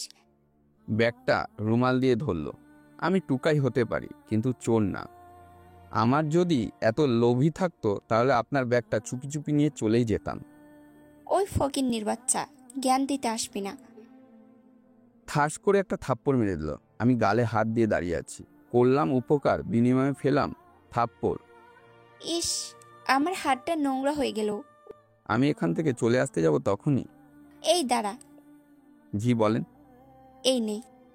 একটা 50 টাকার নোট মুখে ছুঁড়ে মারে। আমি টাকাটা মাটি থেকে তুলে নিয়ে বললাম, আমার টাকা লাগবে না, আপনার টাকা আপনার কাছে রাখেন। টাকাটা মেয়েটার পাশের টেবিলে রেখে চলে আসলাম। এসে একটা দোকান থেকে কলা আর রুটি কিনে খেলাম। তারপর আবার কাজ খুঁজতে লাগলাম, কিন্তু পেলাম না। হতাশ হয়ে রাতের আস্তানায় ফিরলাম। ওই, তোর কি 10 টাকা হবে? হ্যাঁ, কেন? আজ সারাদিন কিছু খাইতে পাই নাই, কোনো কাম পাই নাই। নে ধর, এ আয়। একটা 20 টাকার নোট দিয়ে বললাম, 10 টাকা হলেই হব। 10 টাকা দিয়ে কিছু হবে না, চা খেয়ে আয়। রাফিক খুশি মনে খেতে চলে গেল। আমি আমার জায়গায় ঘুমিয়ে পড়লাম। এভাবে কয়েকদিন চলে গেল। এদিকে কুকুরটাকে দেখে আমার চোখ কপালে উঠে গেল। চামড়ায় অনেকখানি পুড়ে ঘা হয়ে গেছে, মনে হয় কেউ গরম পানি ছুঁড়ে মেরেছেন। আমার চোখ দিয়ে আপনা আপনি পানি এসে গেল। যে মেরেছে তার একটুও দেওয়া হলো না। কুকুরটা যে কি কষ্ট পাচ্ছে একমাত্র সেই জানে। কোনো ভালো মনের মানুষ এরকম নিরহ পানির উপর গরম পানি ফেলতে পারে না। আচ্ছা, যদি কোনো মানুষ এরকম গরম পানি ছুঁড়ে মারত তাহলে তার কীরকম কষ্ট হতো? কুকুরটারও তেমন কষ্ট হচ্ছে। মানুষকে ভালোবাসার পাশাপাশি সমস্ত প্রাণীকুলকেও ভালোবাসুন, আল্লাহ খুশি হবেন। কেননা এই পৃথিবীর সব কিছু আল্লাহ সৃষ্টি করেছে। সবার প্রতি সহানুভূতিশীল হন। মানবতার জয় হোক। কুকুরটার আর্তনাদ দেখে আমার বুক কেঁপে উঠছে। বেচারা কি যে কষ্ট পাচ্ছে। আমি একটা রুটি এনে খেতে দিলাম। কুকুরটা আস্তে আস্তে খাচ্ছে। তারপর আমি কাজের সন্ধানে চলে গেলাম। সারাদিন কাজ করে রাতে আসার সময় কুকুরটার জন্য রুটি নিয়ে আসলাম। কুত্তাটার এই অবস্থা কেটা করলো? বেচারা কত কষ্ট পাচ্ছে কে জানে। যে করেছে তার মনে দয়া মায়া নেই মনে হয়। কুকুরটাকে খেতে দিলাম, তারপর শুয়ে পড়লাম। আজকে রাতে অনেক তারা উঠেছে। তারাগুলো ঝলমল করছে, দেখতে খুব সুন্দর লাগছে। খোলা আকাশের নিচে শুয়ে শুয়ে এরকম তারা গুনে গুনে ঘুমিয়ে যায় এরকম হাজারো টোকাই। হঠাৎ 2-3টা বড় তারার উপর চোখ পড়ল। আমি তারাগুলোকে নিজের বাবা মা মনে করে কথা বলতে লাগলাম, তোমরাও আমাকে ওখানে তুলে নাও না, আমি তোমাদের সাথে মিলে 3টা তারা হয়ে যাই। এখানকার মানুষগুলো বড্ড খারাপ, কারো মনে কোনো দয়া নেই, মায়া নেই, আছে শুধু অহংকার। তোমরা কি শুনতে পাচ্ছ? আমি তোমাদের কাছে চলে যেতে চাই বাবা মা। এভাবে কথাগুলো বলতে বলতে কখন যে ঘুমিয়ে পড়লাম টেরই পেলাম না। পরের দিন ঘুম থেকে উঠে কাজের সন্ধানে বেরিয়ে পড়লাম। আজকে পকেট একদম ফাঁকা। রাস্তার পাশে দাঁড়িয়ে আছি। এমন সময় কে যেন কাঁধে হাত রাখলো। আমি তাকিয়ে দেখলাম একটা যুবক। তুমি কাজ খুঁজতেছো? হ্যাঁ, কিন্তু আপনি কে? আমার কাছে একটা ভালো কাজ আছে, মাসে 8,000 করে পাবে। কোথায়? হাসি মুখে ঝিলিক এনে বললাম, আমার সাথে চল, কোথায়? তোমাকে কাজে নিয়ে যাচ্ছি। আচ্ছা। তারপর ওনার সাথে হাঁটতে লাগলাম। কিছুক্ষণ পর একটা বাসের সামনে নিয়ে আসলো। বাসে ওঠো। কেন? তোমার কাজের জায়গায় যাবে না? আমি আর কোনো কথা না বলে বাসে উঠে গেলাম। উঠে দেখলাম আমার মতন আরো ছেলে বসে আছে। আমি গিয়ে একটা সিটে বসে বললাম, তোমরা সবাই বসো, আমি এসেছি। বাসে অনেকক্ষণ ধরেই বসে আছি, কিন্তু এখনো ওনার খবর নেই। কিছুক্ষণ পর উনি ফিরে আসলো, সাথে আরো কয়েকটা ছেলে নিয়ে। এই ড্রাইভার, গাড়ি স্টার্ট দে। আমাদের কোথায় নিয়ে যাচ্ছে আমরা নিজেই জানি না। এত কিছু জেনেও লাভ নেই। আমার কাজ পেলেই হয়, দুটো ভালো মন্দ খেতে পারবো। দেখতে দেখতে বিকাল হয়ে গেল। গাড়ি এখনো চলছে, সব অচেনা জায়গা। লোকটা আমাদের সবাইকে কলা আর রুটি খেতে দিল। খুব ক্ষুধা লাগছে, তাই এদিক ওদিক না তাকিয়ে খাওয়া শুরু করলাম। দেখতে দেখতে সন্ধ্যা হয়ে গেল, আর কিছুক্ষণ পর গাড়ি এসে থামলো। এই সবাই গাড়ি থেকে নামো, এসে গেছি। তারপর সবাই গাড়ি থেকে নামলাম। গাড়ি থেকে নেমে দেখলাম এটা একটা ইটের ভাটা। তাহলে কি আমরা ইট ভাটায় কাজ করতে হবে? সবাই আমার পেছনে আসো। সবাই ওনার পিছু পিছু যাচ্ছি। কিছুক্ষণ পর একটা লোকের সামনে গিয়ে থামলো। লোকটা একটা চেয়ারে বসে আছে, আর দুজন ছেলে ওনার পা টিপে দিচ্ছে। দেখতে কেমন গুন্ডা টাইপের। বস, মুরগি নিয়ে এসেছি। কটা? 22টা। তারপর লোকটা চেয়ার থেকে উঠে আমাদের কাছে আসলো। সবার দিকে এক পলক তাকায়। যা ওদের ঘরে গিয়ে খাবার দে। তারপর আমাদের সবাইকে একটা বড় ঘরে নিয়ে গেল। কিছুক্ষণ পর কয়েকটা ছেলে এসে খাবার দিয়ে গেল। খালি পান্তা ভাত আর একটু করে ঝোল। আমাদের মতন রাস্তার ছেলেদের জন্য এটাই যথেষ্ট। খাওয়া শেষ করে এক জায়গায় গিয়ে শুয়ে পড়লাম। পরের দিন ঘুম থেকে উঠে বাইরে গেলাম। বাইরে এসে আমি তো অবাক। একটা ছেলের হাত পা বেঁধে উড়াধুরা পিটাচ্ছে। ছেলেটা কত কাকুতি মিনতি করছে, কিন্তু কেন পিটাচ্ছে এভাবে? আমি ভয়ে ঘরের ভিতরে চলে আসলাম। কিছুক্ষণ পর একটা লোক এসে বলল, এই তোদের বস ডাকতেছে, তাড়াতাড়ি উঠে আয়। ভালো মতো ঘুম হয়েছে? তোরা নতুন তাই তোদের কিছু কথা বলি। এখানে কোনো বেতন নাই। তোদেরকে আমি কিনে নিয়েছি, যে তোদের এখানে নিয়ে এসেছি। এখন তোরা সবাই আমার গোলাম। আমি যেভাবে চলতে বলবো সেভাবে চলবি। একটু এদিক ওদিক হলেই এই ছেলেটার মতো অবস্থা হবে। কিছুক্ষণ আগে যাকে মারছি, কাজে ফাঁকি দেওয়ার চেষ্টা করবি না। কোনো বেতন দাবি করতে আসবি না। যা কাজে লেগে পড়। আর এখান থেকে পালানোর চেষ্টা করবি না, গুলি করে মেরে ফেলবো। এই করিম্মা, ওদের কাজ বুঝিয়ে দে। তার মনে আমাদের পাচার করা হয়েছে, এখন অন্যের গোলামি করতে হবে। আমাদের মনে খুব ভয় ঢুকে গেল। তারপর আমাদের সবাইকে কাজ বুঝিয়ে দিল। কাউকে মাটি কাটতে দিল, কাউকে মাটিগুলো মাথায় করে নিয়ে যেতে দিল। দুপুরবেলা একটানা কাজের পর আমাদের খেতে দেওয়া হলো। খেয়ে আবার কাজে নামিয়ে দিল। কাজে একটু ভুল হলেই মা বোন ধরে গালি দেয়। কোন দুঃখে যে আসতে গেলাম জানি না। এখান থেকে কোনোদিন ফিরতে পারবো কিনা। হয়তো সারা জীবন এদের অত্যাচার সহ্য করতে হবে। এভাবে রাত 8টা পর্যন্ত কাজ করিয়ে ছুটি দিল। তারপর হাত মুখ ধুয়ে ঘরে গেলাম। কিছুক্ষণ পর খাবার নিয়ে আসলো, ডাল আর ভাত। খাওয়া শেষ করে ঘুমিয়ে পড়লাম। পরের দিন চিৎকার চেঁচামেচিতে ঘুম ভেঙে উঠল।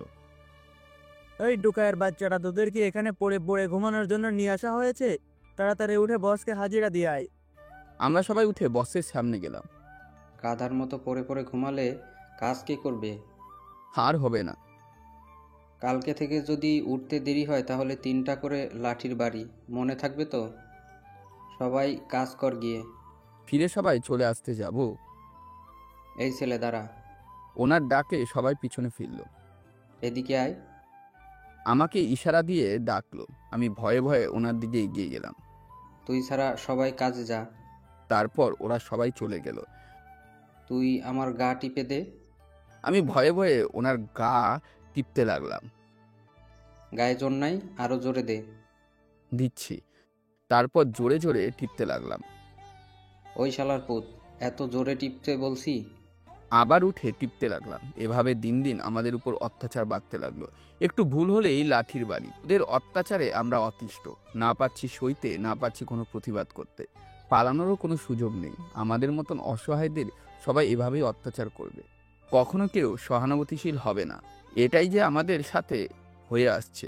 এভাবে 1 মাস চলে গেল। এই 1 মাসে আমাদের গাধার মতন কাজ করিয়ে একটা টাকাও দেয়নি, উল্টা প্রতিদিন 2টা করে মাইর দিয়েছে। রাতে শুয়ে আছি। ভাই এত অত্যাচার আর সহ্য হচ্ছে না ভাই, এটাই আমাদের ভাগ্য, মেনে নেওয়া ছাড়া আর কোনো উপায় নেই। পালাতেও তো পারছি না। আচ্ছা, রাতের আধারে পালালে কেমন হয়? গেটে বন্দুক নিয়ে বসে আছে, ধরতে পারলে প্রাণে মেরে ফেলবে। আচ্ছা, ঘুমায় পর। তারপর সবাই ঘুমিয়ে পড়লাম। পরের দিন লাঠির বাড়িতে ঘুম ভাঙলো, কিন্তু আমি শুয়ে থেকে উঠতে পারছি না, শরীরটা খুব দুর্বল লাগছে। এই কুকুরের বাচ্চা, তোকে কি কোলে করে নিয়ে যেতে হবে? আমার খুব খারাপ লাগছে, দয়া করে আজকে একটু ছুটি দিন। কোনো ছুটি নাই, সব কাজ ফাঁকে দেওয়ার জন্য। ওঠ বলছি। টেনে তুলে জোর করে কাজে লাগিয়ে দিল। গায়ে একদম জোর নেই, মাটিও তুলতে পারছি না। আমি কাজ করছি না দেখে আমাকে পিটাতে শুরু করলো। ব্যথার চোটে আমি কান্না করে দিলাম। একসময় অজ্ঞান হয়ে গেলাম। জ্ঞান যখন ফিরে আসলো তখন দেখি আমি ঘরের মধ্যে, আমার পাশে রাতুল্লাহ সবাই বসে আছে। কিরে, কেমন লাগছে? পানি খাবো। তারপর ওরা আমাকে পানি নিয়ে খাইয়ে দিল। নে, ভাত খেয়ে নে। আমি কোনোরকম উঠে বসলাম, তারপর আস্তে আস্তে খেতে লাগলাম। পরের দিন আবার কাজে লেগে পড়লাম, কিন্তু অন্য দিনের তুলনায় আজকে আমাকে কাজ বেশি করাইছে। জিজ্ঞেস করলে বলে গতকাল কাজ করি নাই, সেইগুলোই করাচ্ছে। এভাবে রাত 11টা পর্যন্ত কাজ করিয়ে আমাকে ছুটি দিল। তারপর ঘরে এসে কখন গভীর রাত হবে তার অপেক্ষা করতে লাগলাম। আজকে পালাবো বলে মনস্থির করলাম। এত অত্যাচার আর সহ্য হচ্ছে না, যে করেই হোক আজকে পালাতে হবে। কিন্তু ভয় হচ্ছে, যদি ধরা পড়ে যাই তাহলে তো আর বাঁচিয়ে রাখবে না। দেখতে দেখতে রাত অনেক গভীর হয়ে এলো। চারদিকে শুনশান নীরবতা, সবাই গভীর ঘুমে মগ্ন। আমি গুটি গুটি পায়ে এগিয়ে যেতে লাগলাম, যাতে কেউ টের না পায়। আস্তে আস্তে দরজা খুলে বাইরে চলে এলাম। তারপর এদিক ওদিক ভালো করে তাকিয়ে গেটের দিকে এগিয়ে যেতে লাগলাম। গেটের কাছে এসে দেখলাম দারোয়ান দুজন বেঘরে ঘুমাচ্ছে। গেটে তালা মারা, চাবিটা দারোয়ানের কোমরে আটকানো। এখন কি করা? যদি চাবিটা নিতে গিয়ে দারোয়ানের ঘুম ভেঙে যায় তাহলে আমি শেষ। চাবি না নিলে আমি পালাবো কিভাবে? কাপা কাপা হাতে দারোয়ানের থেকে চাবিটা নিতে যাব, তখনই ওর ঘুম ভেঙে যায়। তুই এখানে কি পালানোর ধান্দা, তাই না? আমার হাত ধরে। ওর আওয়াজ শুনে আরেকজনেরও ঘুম ভেঙে গেল। আজকে তুই শেষ, শালা পালানোর মজা বুঝবি এখন। আমি জোরে হ্যাচকা মেরে আমার হাত ছাড়িয়ে নিয়ে একটু পিছিয়ে গেলাম। পাশে থাকা ইটের গাড্ডা থেকে 2টো ইট নিয়ে দুজনের মাথায় গায়ের সমস্ত শক্তি দিয়ে আঘাত করলাম। সাথে সাথে ওদের দুজনই মাথা ফেটে চৌচির হয়ে গেল। একটা আ করে চিৎকার দিয়ে দুজনে অজ্ঞান হয়ে গেল। আমি আর দেরি না করে চাবিটা দিয়ে তালা খুলে বাইরে থেকে তালা মেরে চাবিটা রাস্তার ধারে ফেলে দিয়ে দৌড় লাগালাম। কারণ ওদের চিৎকারে সবার হয়তো ঘুম ভেঙে গেছে, আবার আমাকে ধরতে আসবে। তাই এভাবে দৌড়াতেই আমি হাঁপিয়ে গেলাম। রাস্তা পুরো ফাঁকা, কোনো গাড়ি নেই, মানুষ নেই।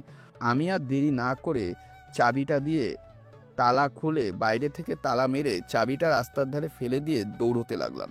কারণ ওদের চিৎকারে হয়তো সবার ঘুম ভেঙে গেছে, আবার আমাকে ধরতে আসবে। তাই এভাবে দৌড়াতেই আমি হাঁপিয়ে গেলাম। রাস্তা পুরো ফাঁকা, কোনো গাড়ি নেই, মানুষ নেই। অনেকক্ষণ দাঁড়ানোর পর একটা চেয়ারে বসে পড়লাম। হাঁপাতে লাগলাম। এই অত্যাচার জীবন থেকে বের হতে পারছি, তাই খুবই খুশি লাগছে। হঠাৎ কারো চিৎকার শুনতে পেলাম। আমাকে ছেড়ে দাও, আমাকে ছেড়ে দাও, তোমরা যাই চাও তাই দিব। একটা পুরুষের কণ্ঠ, মনে হয় খুবই বিপদে পড়েছে। আমি কণ্ঠটা অনুসরণ করে এগিয়ে যেতে লাগলাম। কিছুদূর যেতেই দেখলাম কয়েকটা ছেলে একটা লোককে ঘিরে ধরে আছে, সবার হাতে ছুরি। আমার লোকটার প্রতি মায়া হলো। এদিক ওদিক তাকিয়ে একটা বাঁশ ভাঙা দেখতে পেলাম। বাঁশটা হাতে নিয়ে ওদের দিকে এগিয়ে গেলাম। গিয়ে প্রথমে একটা ছেলের মাথায় দিলাম এক বাড়ি, সাথে সাথে ছেলেটা রাস্তায় লুটিয়ে পড়লো। এই তুই কে রে? ওনাকে এভাবে ধরেছিস কেন? ছেড়ে দে। ছাড়বো না, কি করবি তুই? সাথে সাথে ছেলেটার মুখে বাড়ি দিলাম। এভাবে ওদের সাথে মারামারি শুরু হয়ে গেল। হঠাৎ একটা ছেলে আমার হাতের মধ্যে ছুরি ঢুকিয়ে দিল। সাথে সাথে আমার হাত দিয়ে রক্ত পড়তে লাগলো। আমার সেই রাগ উঠে গেল। ছুরিটা বের করে দিলাম ছেলেটার পেটে ঢুকিয়ে।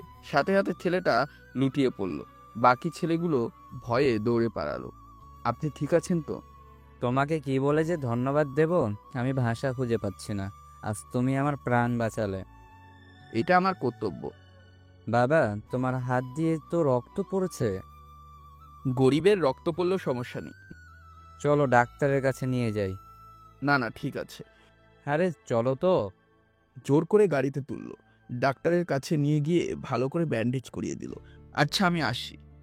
তুমি থাকো কোথায়? এত রাতে একা একা যাবে কোথায়? আমার থাকার জায়গাটা ফুটপাত, ঘুমাই খোলা আকাশের নিচে। মানে? আমি টুকাই, যাকে বিত্তবানরা বলে রাস্তার কুকুর। আমি আমার একটা অনুরোধ রাখবে? হাত ধরে বললেন কথাটা। অনুরোধ করার কি আছে বলেন। আর আমার নোংরা হাত ধরে আপনার হাত নোংরা করছেন কেন? বাবা, তুমি আমার সাথে আমার বাড়িতে যাবে? আমি একাই থাকি। না আঙ্কেল, আমি খোলা আকাশের নিচেই ভালো আছি। বাবা, এমন করো না, আমার সাথে চলো। না তো কি করে হয়? তোমার বাবা হিসাবে বলছি, আমার সাথে চলো। এভাবে অনেকক্ষণ জোরাজুরি করার পর রাজি হতে হলো। উনি তো এক কথায় অনড়। উনি বড়লোক হয়েও আমার বনবাসনা টুকাইকেও ওনার বাড়িতে নিয়ে যেতে চাচ্ছেন। মনে হয় লোকটা খুব ভালো মানের। ওনার সাথে গাড়িতে উঠলাম।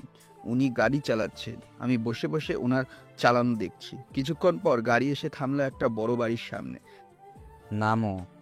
আমি বের হয়ে হা হয়ে তাকিয়ে আছি। কত সুন্দর বাড়ি। এভাবে তাকিয়ে থাকবে নাকি ভিতরে যাবে? এটা আপনার বাড়ি? হ্যাঁ। আঙ্কেল, আমার মতন রাস্তার ছেলে এরকম বাড়িতে থাকা মানায় না, আমি বরং যাই। এত বেশি বুঝো কেন? আর আজ থেকে নিজেকে কখনো রাস্তার ছেলে বলবে না। এখন ভিতরে চলো। তারপর ওনার সাথে ভেতরে গেলাম।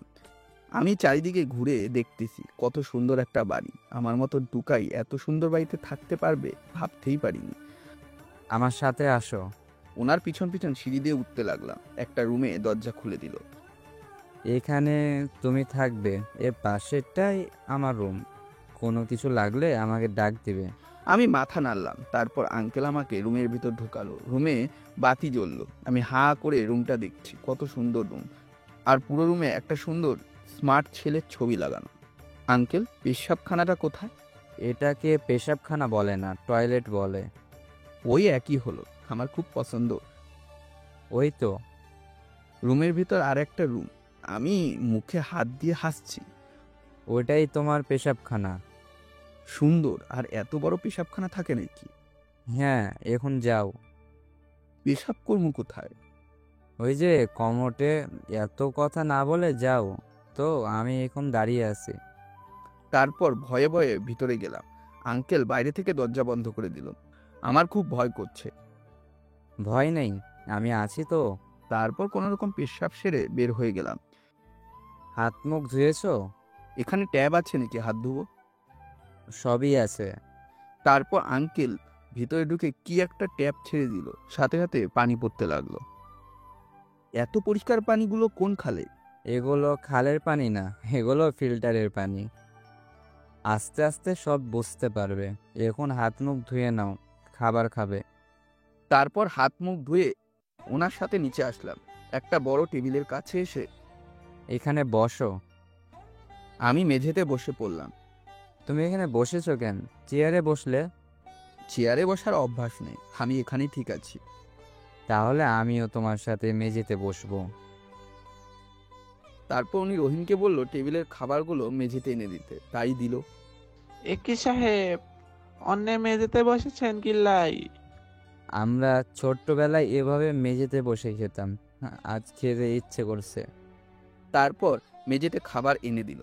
আঙ্কেল আমার সামনে একটা প্লেট দিল। তারপর প্লেটে ভাত আর মাংস বেড়ে দিল। এগুলো দেখে আমার জিভে জল চলে আসলো। জীবনে এই প্রথম ভালো খাবার খাচ্ছি, ভাবতেই চোখের জল চলে আসলো। এ কি বাবা, তুমি কাঁদছো কেন? জীবনে এই প্রথম কেউ আদর করে খাওয়াচ্ছে। ছোট থেকেই সবার লাথি খেয়ে বড় হয়েছি। একটাই কারণ, আমরা টোকাই। আজকে থেকে কেউ তোমাকে টোকাই বলতে পারবে না, তুমি আমার ছেলে। আপনি খুব ভালো মানুষ। হয়েছে, এখন খাওয়া শুরু করো। খাওয়া শুরু করলাম। এমনভাবে খাচ্ছি যেন 1 বছর খাইনি। আঙ্কেল যে আমার দিকে তাকিয়ে আছে আমি খেয়ালই করিনি, তাই একটু লজ্জা পেলাম। এত লজ্জা পেতে হবে না, ভালো করে খাও, যা মন চাই খাবে। খাওয়া শেষ করে আমি প্রতিদিনের ন্যায় হাতটা প্যান্টে থাকা গেঞ্জিতে মুছে নিলাম। এ কি, তুমি হাত গেঞ্জিতে মুছছো কেন? হাত পরিষ্কার করছি। হাত এভাবে পরিষ্কার করে নাকি? আমরা তো খাওয়ার পর এভাবেই পরিষ্কার করি। পাগল ছেলে। এই রহিমা, হাত ধোয়ার জন্য পানি আনো। তারপর একটা বাটিতে করে পানি আনলো। এখন এখানে হাত ধো। হাত ধুয়ে নিলাম, তারপর আঙ্কেলের সাথে উপরে চলে আসলাম। একা থাকতে পারবে তো? পারবো, কিন্তু বাতিটা জ্বালিয়ে রাখেন। আচ্ছা, তাহলে ঘুমাও, আমি পাশের রুমে আছি। আচ্ছা। তারপর আঙ্কেল চলে গেল। আমি রুমটা ঘুরে ঘুরে দেখতে লাগলাম। রুমের মাঝখানে একটা বড় খাট। আমি মেঝেতে শুয়ে পড়লাম। কিছুক্ষণ পর ঘুমিয়ে পড়লাম। পরের দিন ওই উঠো। আঙ্কেলের ডাকে ঘুম ভাঙলো। তুমি এখানে কেন ঘুমাচ্ছো? কোথায় ঘুমাবো? খাটে ঘুমাবে আর কি। এর উপর কেউ ঘুমায় নাকি? হ্যাঁ, আজ থেকে খাটেই ঘুমাবে। ভয় করে তো, যদি পড়ে যাই। পড়বে না। আচ্ছা, বাথরুমে গিয়ে মুখ ধুয়ে আসো। ওটা একটু ছেড়ে দিন, একটু পানি পড়ুক। তারপর আঙ্কেল গিয়ে ছেড়ে দিল। এটা নাও।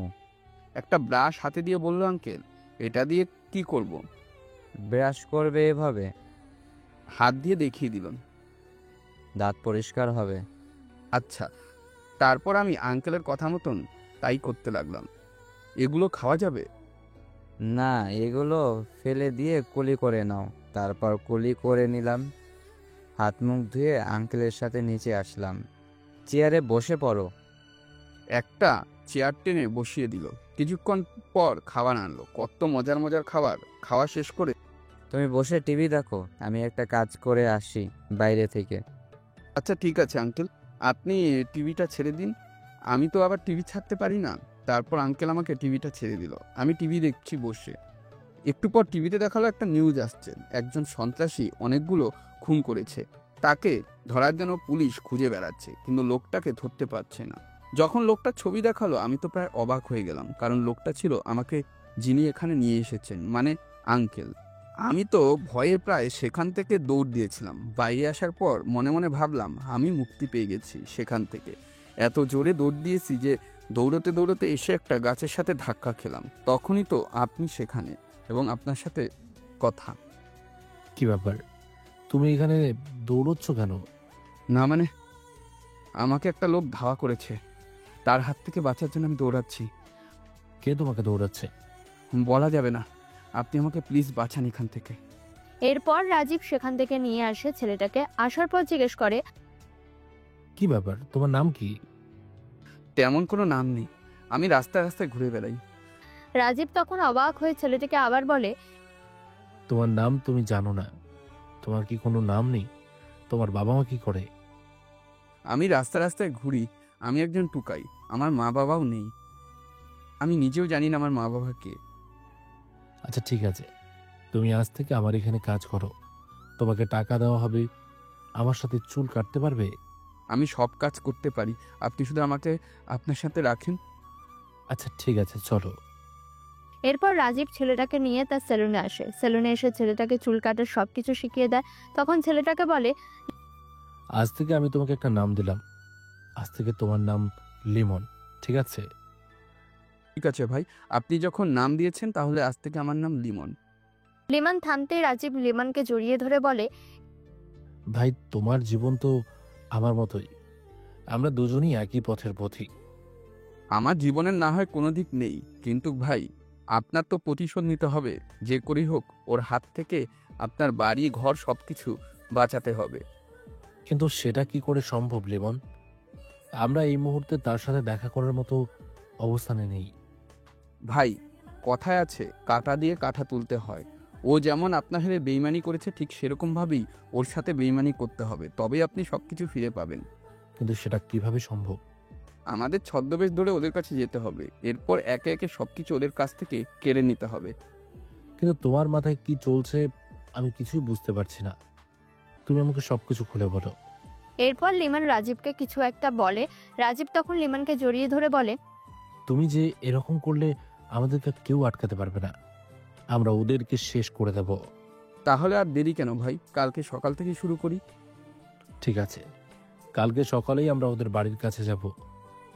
পুরো রাতটা কেটে যায়। পরের দিন সকালে রাজীব আর লিমান বেরিয়ে পড়ে ছদ্মবেশ ধরে। আসলাম মির্জার বাড়ির সামনে যায়, কিন্তু সেখানে আসলাম মির্জা নেই। পরে রাজীব তখন তার বাড়িতে যায়, সেখানে আসলাম মির্জা বসেছিল। লিমান আর রাজীব তখন তাদের কাছে গিয়ে বলে, স্যার, আমরা খুব গরিব, আমাদের কোনো একটা কাজ দিন। আমরা কোথাও কাজ খুঁজে পাচ্ছি না। আপনি যেটা বলবেন আমরা সেটাই করব, শুধু আমাদের একটু কাজ দিন। না, এখানে কোনো কাজ পাওয়া যাবে না, তোমরা এখান থেকে চলে যাও। রাজীব তখন আসলাম মির্জার পায়ে ধরে বলে, স্যার আপনি যেটা বলবেন সেটাই আমরা করব। আপনার দরকার হয় আপনার জুতা মুছে দেব, আপনার বাড়িতে একটু ঠাঁই দিন। আমরা রাস্তায় রাস্তায় ঘুরছি, আমরা কোনো কাজ খুঁজে পাচ্ছি না, কাজ একটু দেন না প্লিজ। আসলাম মির্জা তখন মনে মনে বলে, এদেরকে দিয়ে আমি তাহলে অনেক কাজ করাতে পারবো, সাথে টাকা কম দিলেও চলবে। আমার সকল খারাপ কাজ এদেরকে দিয়ে করাবো। আজ থেকে কিন্তু ওদেরকে সেটা বুঝতে দিলে চলবে না। তোমরা যখন এত করে বলছো তাহলে তোমাদেরকে একটা কাজ দিতে পারবো, কিন্তু কথা হচ্ছে সেটা তোমরা কাউকে জানাতে পারবে না। তোমরা আমার হয়ে সবসময় কাজ করবে। ঠিক আছে স্যার, আমরা কিছুই কাউকে জানাবো না। আপনি শুধু আমাদেরকে একটু কাজ দিন, আমরা খেয়ে পড়ে বাঁচতে পারি যাতে। তোমরা কোনো চিন্তা করো না, আমার কাজ করলে তোমরা ভালোভাবেই বেঁচে থাকতে পারবে, কিন্তু আমার সাথে বেইমানি করলে তোমাদের ফল খুব খারাপ হবে। আমরা কেন আপনার সাথে বেইমানি করব স্যার?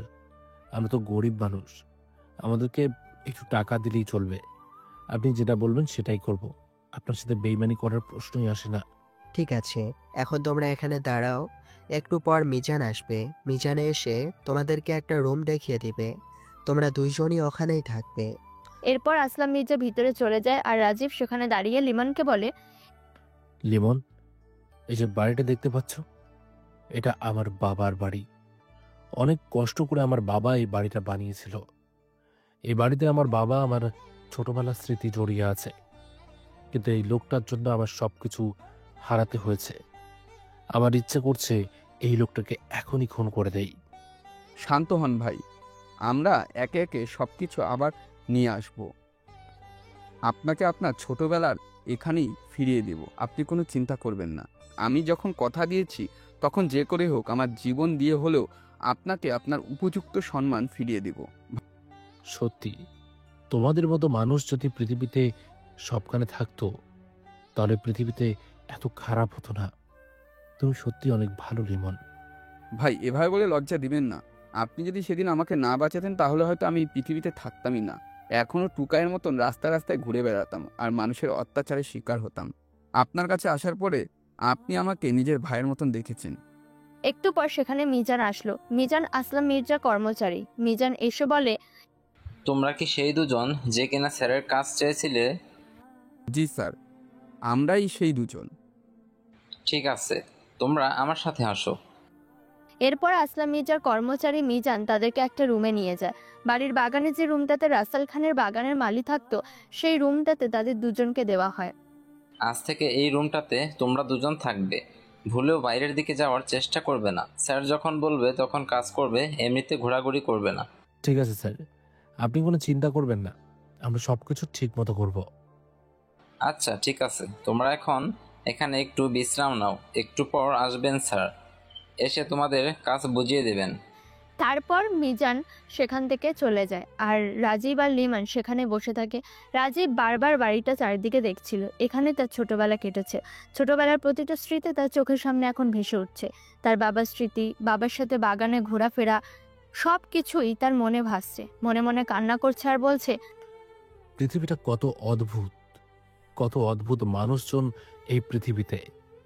একদিন আমি এই বাড়ির মালিক ছিলাম, এই বাড়ির সব কিছু আমার ছিল, কিন্তু আজ সেই বাড়িতেই আমি আছি, কিন্তু একজন কর্মচারী হয়ে, সাধারণ একটা মানুষ হয়ে, যেখানে আমাকে একটা রুমের মধ্যে দেওয়া হয়েছে, যে রুমটা আমার আগের রুমের বাথরুমের সমান। কত অদ্ভুত এই পৃথিবী। একদিন রাজা, একদিন ফকির হয়ে ঘুরতে হয় এই পৃথিবীতে, কিন্তু মানুষজন সেটা বুঝে না। প্রায় 2 ঘন্টা পর সেখানে আসলাম মির্জা আসে।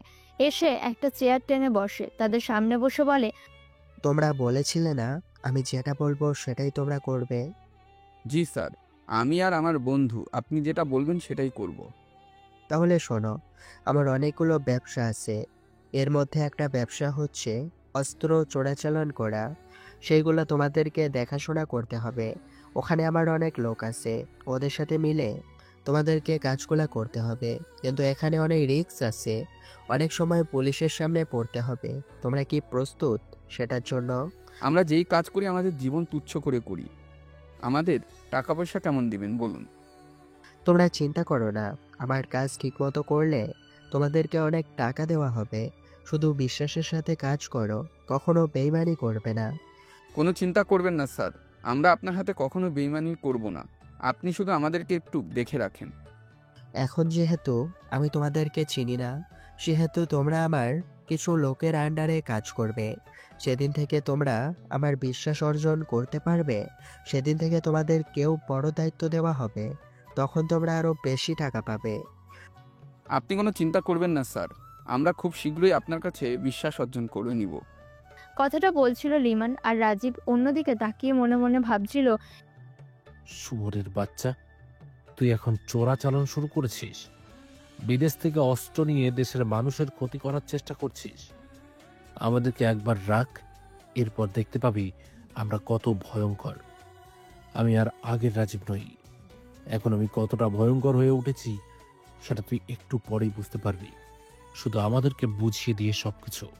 এরপর আসলাম মির্জা রাজীবের দিকে তাকিয়ে বলে, তুমি কোনো কথা বলছো না, কি ব্যাপার? তুমি কি রাজি? জি স্যার, আমাদেরকে কাজ দিয়েছেন, এটাতেই আমরা খুশি। আপনি যেটা বলবেন সেটাই আমরা করব, কোনো সমস্যা নেই আমাদের। ঠিক আছে, তোমরা এখন ঘুমিয়ে পড়ো। আমাদের সব কাজকর্ম রাতে রাতে হয়, তাই দিনের বেলা কিছু সময় ঘুমিয়ে নাও। রাতে তোমাদেরকে অনেক কাজ করতে হবে। এরপর আসলাম মির্জা সেখান থেকে চলে যায়, আর রাজীব আর লিমন সেখানে কিছু সময় বিশ্রাম নেয়।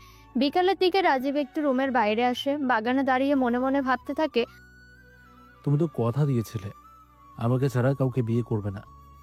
আমাকে তুমি চিরদিনের জন্য স্বামী হিসেবে মেনে নিয়েছো, তাহলে এখন তুমি কোথায় মারিয়া? সঙ্গে সঙ্গে বৃষ্টি নামে। তুমি তো কথা দিয়েছিলে, তোমাকে মনে পড়ে না এমন কোনো মুহূর্ত নেই। আর বৃষ্টি হলে তো মনকে ধরেই রাখতে পারি না। মনের জমানো সব ব্যথা বৃষ্টির ফোঁটার সাথে চোখ দিয়ে বেরিয়ে আসতে চায়। আজও বৃষ্টি হচ্ছে, বৃষ্টির সাথে কেমন যেন একটা গভীর সম্পর্ক তৈরি করে ফেলেছি নিজের অজান্তেই। তাই তো বৃষ্টির জলের সাথে মিশে একাকার হয়ে গেল আমার চোখের বৃষ্টি। তুমি জানো না কতটা ভালোবাসি তোমাকে। তোমার একটু ভালোবাসা পেতে আমি করতে পারি না এমন কিছু নেই। তেমনি আমি মেনে নিতে পারি না তোমার অবহেলা। তুমি জানতেও পারবে না একটুখানি অবহেলা আর উদাসীনতা তোমাকে আমার কাছ থেকে কত যোজন দূরে সরিয়ে দেবে। জীবন কত অদ্ভুত, কত রং তার। কাউকে কথা দিয়ে জীবনে জড়িয়ে ফেলা অনেক সহজ, কিন্তু কঠিন হচ্ছে সেই কথাটি ধরে রাখা। কাউকে কথা দেওয়ার আগে বারবার ভেবে দেখবেন কথাটা আপনি রাখতে পারবেন কিনা। মনে রাখবেন, নদীর মাঝপথে কাউকে ছেড়ে না দিয়ে যদি শুরুতেই বলে দেন যে আপনি নৌকা চালাতে পারেন না, তাহলে হয়তো আপনার ভুলে তাকে ডুবে মরতে হবে না। তাই সিদ্ধান্ত নেওয়ার বা দেওয়ার আগে বারবার ভাবুন তার সাথে জড়িত দায়িত্বগুলো পালন করতে পারবেন কিনা। সবসময় খেয়াল রাখবেন আপনার ভুলটা কখনো যেন কারোর চোখের পানির মাঝে বেঁচে না থাকে। পৃথিবীর শ্রেষ্ঠ পাগলামি হলো কাউকে ভালোবাসা, কারণ ভালোবাসার আগে আমরা জানি ভালোবাসায় প্রচুর পরিমাণ কষ্ট আছে।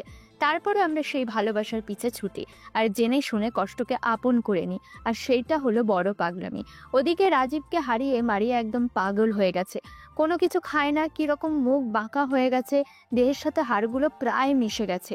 মারিয়ার মা তখন মারিয়ার কাছে এসে বলে, মা, এভাবে আর কতদিন চলবে? 3টা বছর তো পার হয়ে গেল, না জানি রাজীব বেঁচে আছে কি মরে গেছে। সে হয়তো বিয়ে শাদী করে ফেলেছে অথবা মারা গেছে, কিন্তু তুই এভাবে কতদিন নিজেকে কষ্ট দিবি? আমি যতদিন বাঁচবো ততদিন রাজীবের জন্য অপেক্ষা করব। আমি ওকে কথা দিয়েছি ওর জন্য অপেক্ষা করব। তাহলে ওর সাথে কিভাবে বিশ্বাসঘাতকতা করব?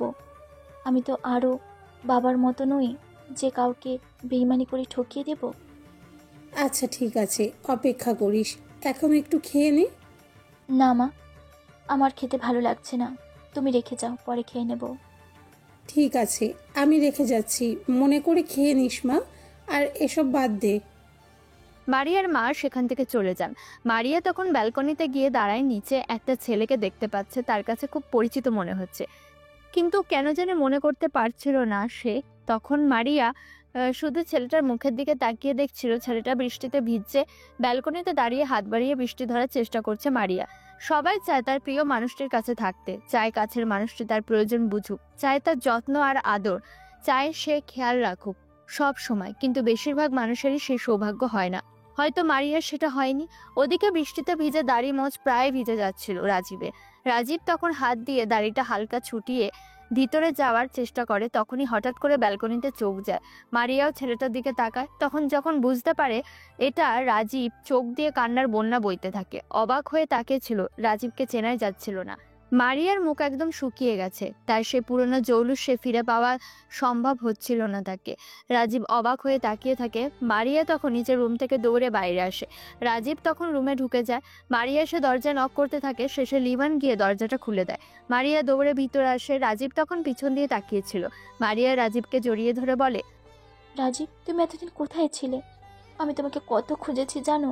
দিনের পর দিন রাস্তায় রাস্তায় ঘুরেছি তোমাকে খোঁজার জন্য, কিন্তু তোমাকে খুঁজে পাইনি। রাজীব তখন অনেক কষ্টে কান্না আটকে দাড়িটা আবার লাগিয়ে নিয়ে বলে, কে আপনি? আমি তো আপনাকে চিনি না। এখানে কেন এসেছেন আপনি? উপরে যান, স্যার দেখলে রাগ করবে। অভিনয় আর কত? এবার বদলে ফেলো নিজেকে। আজ পরাজয় মেনে নিয়ে বলছি, আমি জয়ের নিশান কিন্তু আমি পেয়েছি, কারণ মিথ্যে হলেও তো বলেছিলে তুমি ভালোবাসতে মরে পৃথিবীর সবচেয়ে বেশি। কেন করেছো রাজীব? আমি অভিনয় করছি না। আপনি এখান থেকে চলে যান, এখানে দেখলে আপনার বাবার রাগ করবে। এই লোকটাকে বাবা বলে ডাকতে আমার ঘেন্না করে। ওই লোকটা আমার বাবা নয়, আমি ওই লোকটাকে ঘৃণা করি। আমি তোমার সাথে থাকতে চাই রাজীব, তুমি আমাকে প্লিজ এখান থেকে নিয়ে চলো। এই জাহান্নাম থেকে আমি এখানে আর এক মুহূর্ত থাকতে চাই না। আমি এখানে তোমাকে ফিরিয়ে নিতে আসিনি, এখানে এসেছি আমার বাবার মৃত্যুর প্রতিশোধ নিতে। আমি যতদিন না পর্যন্ত তার প্রতিশোধ নিচ্ছি ততদিন এই জায়গা থেকে এক চুলও নড়ব না। তাই তুমি এখান থেকে ফিরে যাও। রাজীব প্লিজ এইরকম করো না, আমি কিন্তু এবার গিয়ে আত্মহত্যা করব। তুমি আমাকে প্লিজ এভাবে ফিরিয়ে দিও না। আমি তোমাকে অনেক ভালোবাসি। তুমি তো কথা দিয়েছিলে আমাকে ছেড়ে যাবে না। দেখো, আমি আমার কথা রেখেছি। আমি কিন্তু এই 3 বছর কোনো ছেলের সাথে সম্পর্ক করিনি, কাউকে বিয়ে করিনি, শুধু তোমাকে স্বামী হিসেবে মানি বলে। কিন্তু তুমি এভাবে আমাকে ফিরিয়ে দিতে পারো না রাজীব। সত্যি ভাই, উনি আপনার জন্য এতদিন ধরে অপেক্ষা করছে, আপনি কিভাবে উনাকে এখন না করেছেন? লিমন, তুমি বুঝতে পারছো না। এখন যদি ওর বাবা জানতে পারে আমি রাজীব, তাহলে আমাকে মেরে ফেলবে, সাথে ওকেও মেরে ফেলবে। তাই এখান থেকে এখন চলে যাওয়া ভালো। আচ্ছা ঠিক আছে, উনি চলে যাবেন, কিন্তু উনাকে তো একবার সান্ত্বনা দিতে পারেন, কিন্তু আপনি সেটা করছেন না। রাজীব তখন পিছন দিকে ঘুরে মারিয়াকে জড়িয়ে ধরে। মারিয়া অনেকদিন পর রাজীবের বুক পেয়ে কান্নায় ভাসিয়ে দিতে থাকে। তখন দরজায় কেউ নক করে। রাজীব তখন ভয়ে কাঁপতে শুরু করে। মারিয়াও প্রায় পাগল হয়ে গেছে।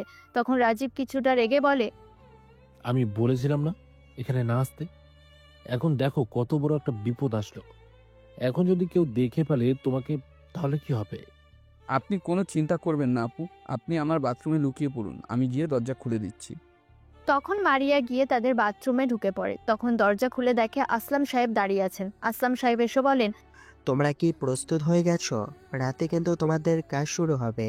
মিজানকে নিয়ে তোমরা চলে যেও। এখানে অনেক বড় অস্ত্রের একটা ডিল হবে। ওখানে ভবিষ্যতে দেশের প্রেসিডেন্ট মারুফ চৌধুরী উপস্থিত থাকবেন, আমিও সেখানে থাকব। তোমরা মিজানকে নিয়ে চলে যেও, সাথে আমার অনেক লোকজন যাবে। তোমরা সেখানে উপস্থিত থাকবে এবং সকল কাজকর্ম করবে, তোমাদেরকে করতে হবে। মিজান নিয়ে যাবে, তোমরা তৈরি থেকো। ঠিক আছে স্যার, আপনি যেরকম বলবেন সেরকমই হবে। আমি ওনাকে নিয়ে চলে যাব, আপনি কোনো চিন্তা করবেন না। ঠিক আছে, আমি এখনই চলে যাচ্ছি। একটু পর সন্ধ্যায় হলে তোমরা মিজানকে নিয়ে বেরিয়ে পড়ো। ঠিক আছে স্যার। এরপর আসলাম মির্জা চলে যান। তখন মারিয়া বাথরুম থেকে বের হয়ে এসে রাজীবকে জড়িয়ে ধরে বলে, তুমি ওখানে যেও না প্লিজ, ওখানে গেলে তোমার ক্ষতি হবে। আজই ওদের শেষ দিন, আজই ওদের সকল কর্মের ফলাফল ওদেরকে ভোগ করতে হবে। প্লিজ যেও না। আমি যখন বলছি তুমি যেও না, তাহলে কেন এরকম করছো? তোমাকে তো বিপদে পড়তে হবে ওখানে গেলে। রাজীব কোনো কথা না শুনে সেখান থেকে চলে যায়, গিয়ে পুলিশ কমিশনারের সাথে দেখা করে। পুলিশ কমিশনার রাজীবকে দেখে চিনতে পেরে যায়। এরপর রাজীব সেখান থেকে সবকিছু বলে বেরিয়ে আসে। এসে সন্ধ্যার সময় লিমনকে নিয়ে চলে যায় মিজানের সাথে। সেখানে গিয়ে দেখে সবাই উপস্থিত। সেখানে অনেক বড় অস্ত্রের পাচার হবে। রাজীব যখন সব কাজকর্ম করছিল তখন হঠাৎ করে পুলিশ আক্রমণ করে সেখানে। পুলিশ দেখে সবাই আশ্চর্য হয়ে যায়, কারণ এই জায়গার কথা পুলিশ কেন কেউ জানার কথা নয়, কিন্তু পুলিশ কিভাবে জানলো সেটাই বুঝতে পারছে না। পুলিশ এসে সবাইকে অ্যারেস্ট করলো। এরপর রাজীব দৌড়ে বাড়িতে চলে গেল, গিয়ে মারিয়াকে দৌড়ে গিয়ে জড়িয়ে ধরলো। মারিয়ার মা তখন রাজীবের কাছে এলো। কি হয়েছে রাজীব, এভাবে দৌড়ে আসছো কেন? মারিয়া, আজ আমার স্বপ্ন পূরণ হয়েছে। আমি শাস্তি দিতে পেরেছি তোমার বাবাকে। ওই বিশ্বাসঘাতককে আমি শাস্তি দিতে পেরেছি। ওদেরকে আমি পুলিশের হাতে ধরিয়ে দিয়েছি।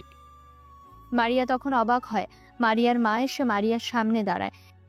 ঠিক করেছো বাবা, ওই লোকটার এরকমই শাস্তি পাওয়া দরকার ছিল। আমার স্বামী হলে কি হলো, এই রকম লোক পৃথিবীতে বেঁচে থাকলে পৃথিবীটাকে নোংরা বানাবে। ওই রকম লোকেরা মরে যাওয়াই দরকার। আন্টি, আপনি যদি রাজি থাকেন তাহলে আমি আজকেই এই মুহূর্তে মারিয়াকে বিয়ে করতে চাই। আমার এতে কোনো অমত নেই বাবা। আমার মেয়েটা তোমার জন্য অনেক কষ্ট পেয়েছে, দিনের পর দিন না খেয়ে থেকেছে। আমি আর আমার মেয়েটাকে কষ্টে দেখতে চাই না। আজকেই তুমি ব্যবস্থা করো সব কিছু। আজকেই আমি ওকে তোমার হাতে তুলে দিব। এরপর লিমান গিয়ে কাজে ডেকে আনে এবং তাদের বিয়ে হয়ে যায়। বাসর ঘরের সামনে দাঁড়িয়ে আছে রাজীব, মারিয়া ভিতরে বসে আছে। রাজীব তখন ভিতরে প্রবেশ করে। মারিয়া দৌড়ে এসে রাজীবকে জড়িয়ে ধরে। রাজীব তখন বলে, কি হয়েছে এভাবে? হঠাৎ করে দৌড়ে আসলে কেন? তোমাকে অনেকদিন থেকে এভাবে দেখবো ইচ্ছে ছিল, কিন্তু কখনো স্বপ্নটা পূরণ হয়ে ওঠেনি। আজ 6টা বছর পর তোমাকে এভাবে জড়িয়ে ধরতে পেরেছি। এখন থেকে তুমি শুধু আমার, আর কারো নও। আমি কোনোদিনও আর কারো ছিলাম না। আমি যেদিন থেকে ভালোবাসতে শিখেছিলাম সেদিন থেকেই তোমার হয়েছি। আমি তোমাকে ভালোবাসি। আমিও তোমাকে অনেক ভালোবাসি রাজীব। এরপর তারা দুজন হারিয়ে যায় ভালোবাসার গহীন রাজ্যতে। যদি পৃথিবীতে কোনো অন্যায়কারী, সম্পর্কে বাবা হোক বা ভাই, তাকে তার অন্যায়ের শাস্তি পেতেই হবে। তাই অন্যায়কে না বলুন, ন্যায়ের পথে চলুন। প্রিয় শ্রোতা বন্ধুরা, আজকে আমাদের গল্পটি এখানেই শেষ হচ্ছে। আপনাদের গল্পটি কেমন লাগলো অবশ্যই কমেন্ট করে জানাবেন।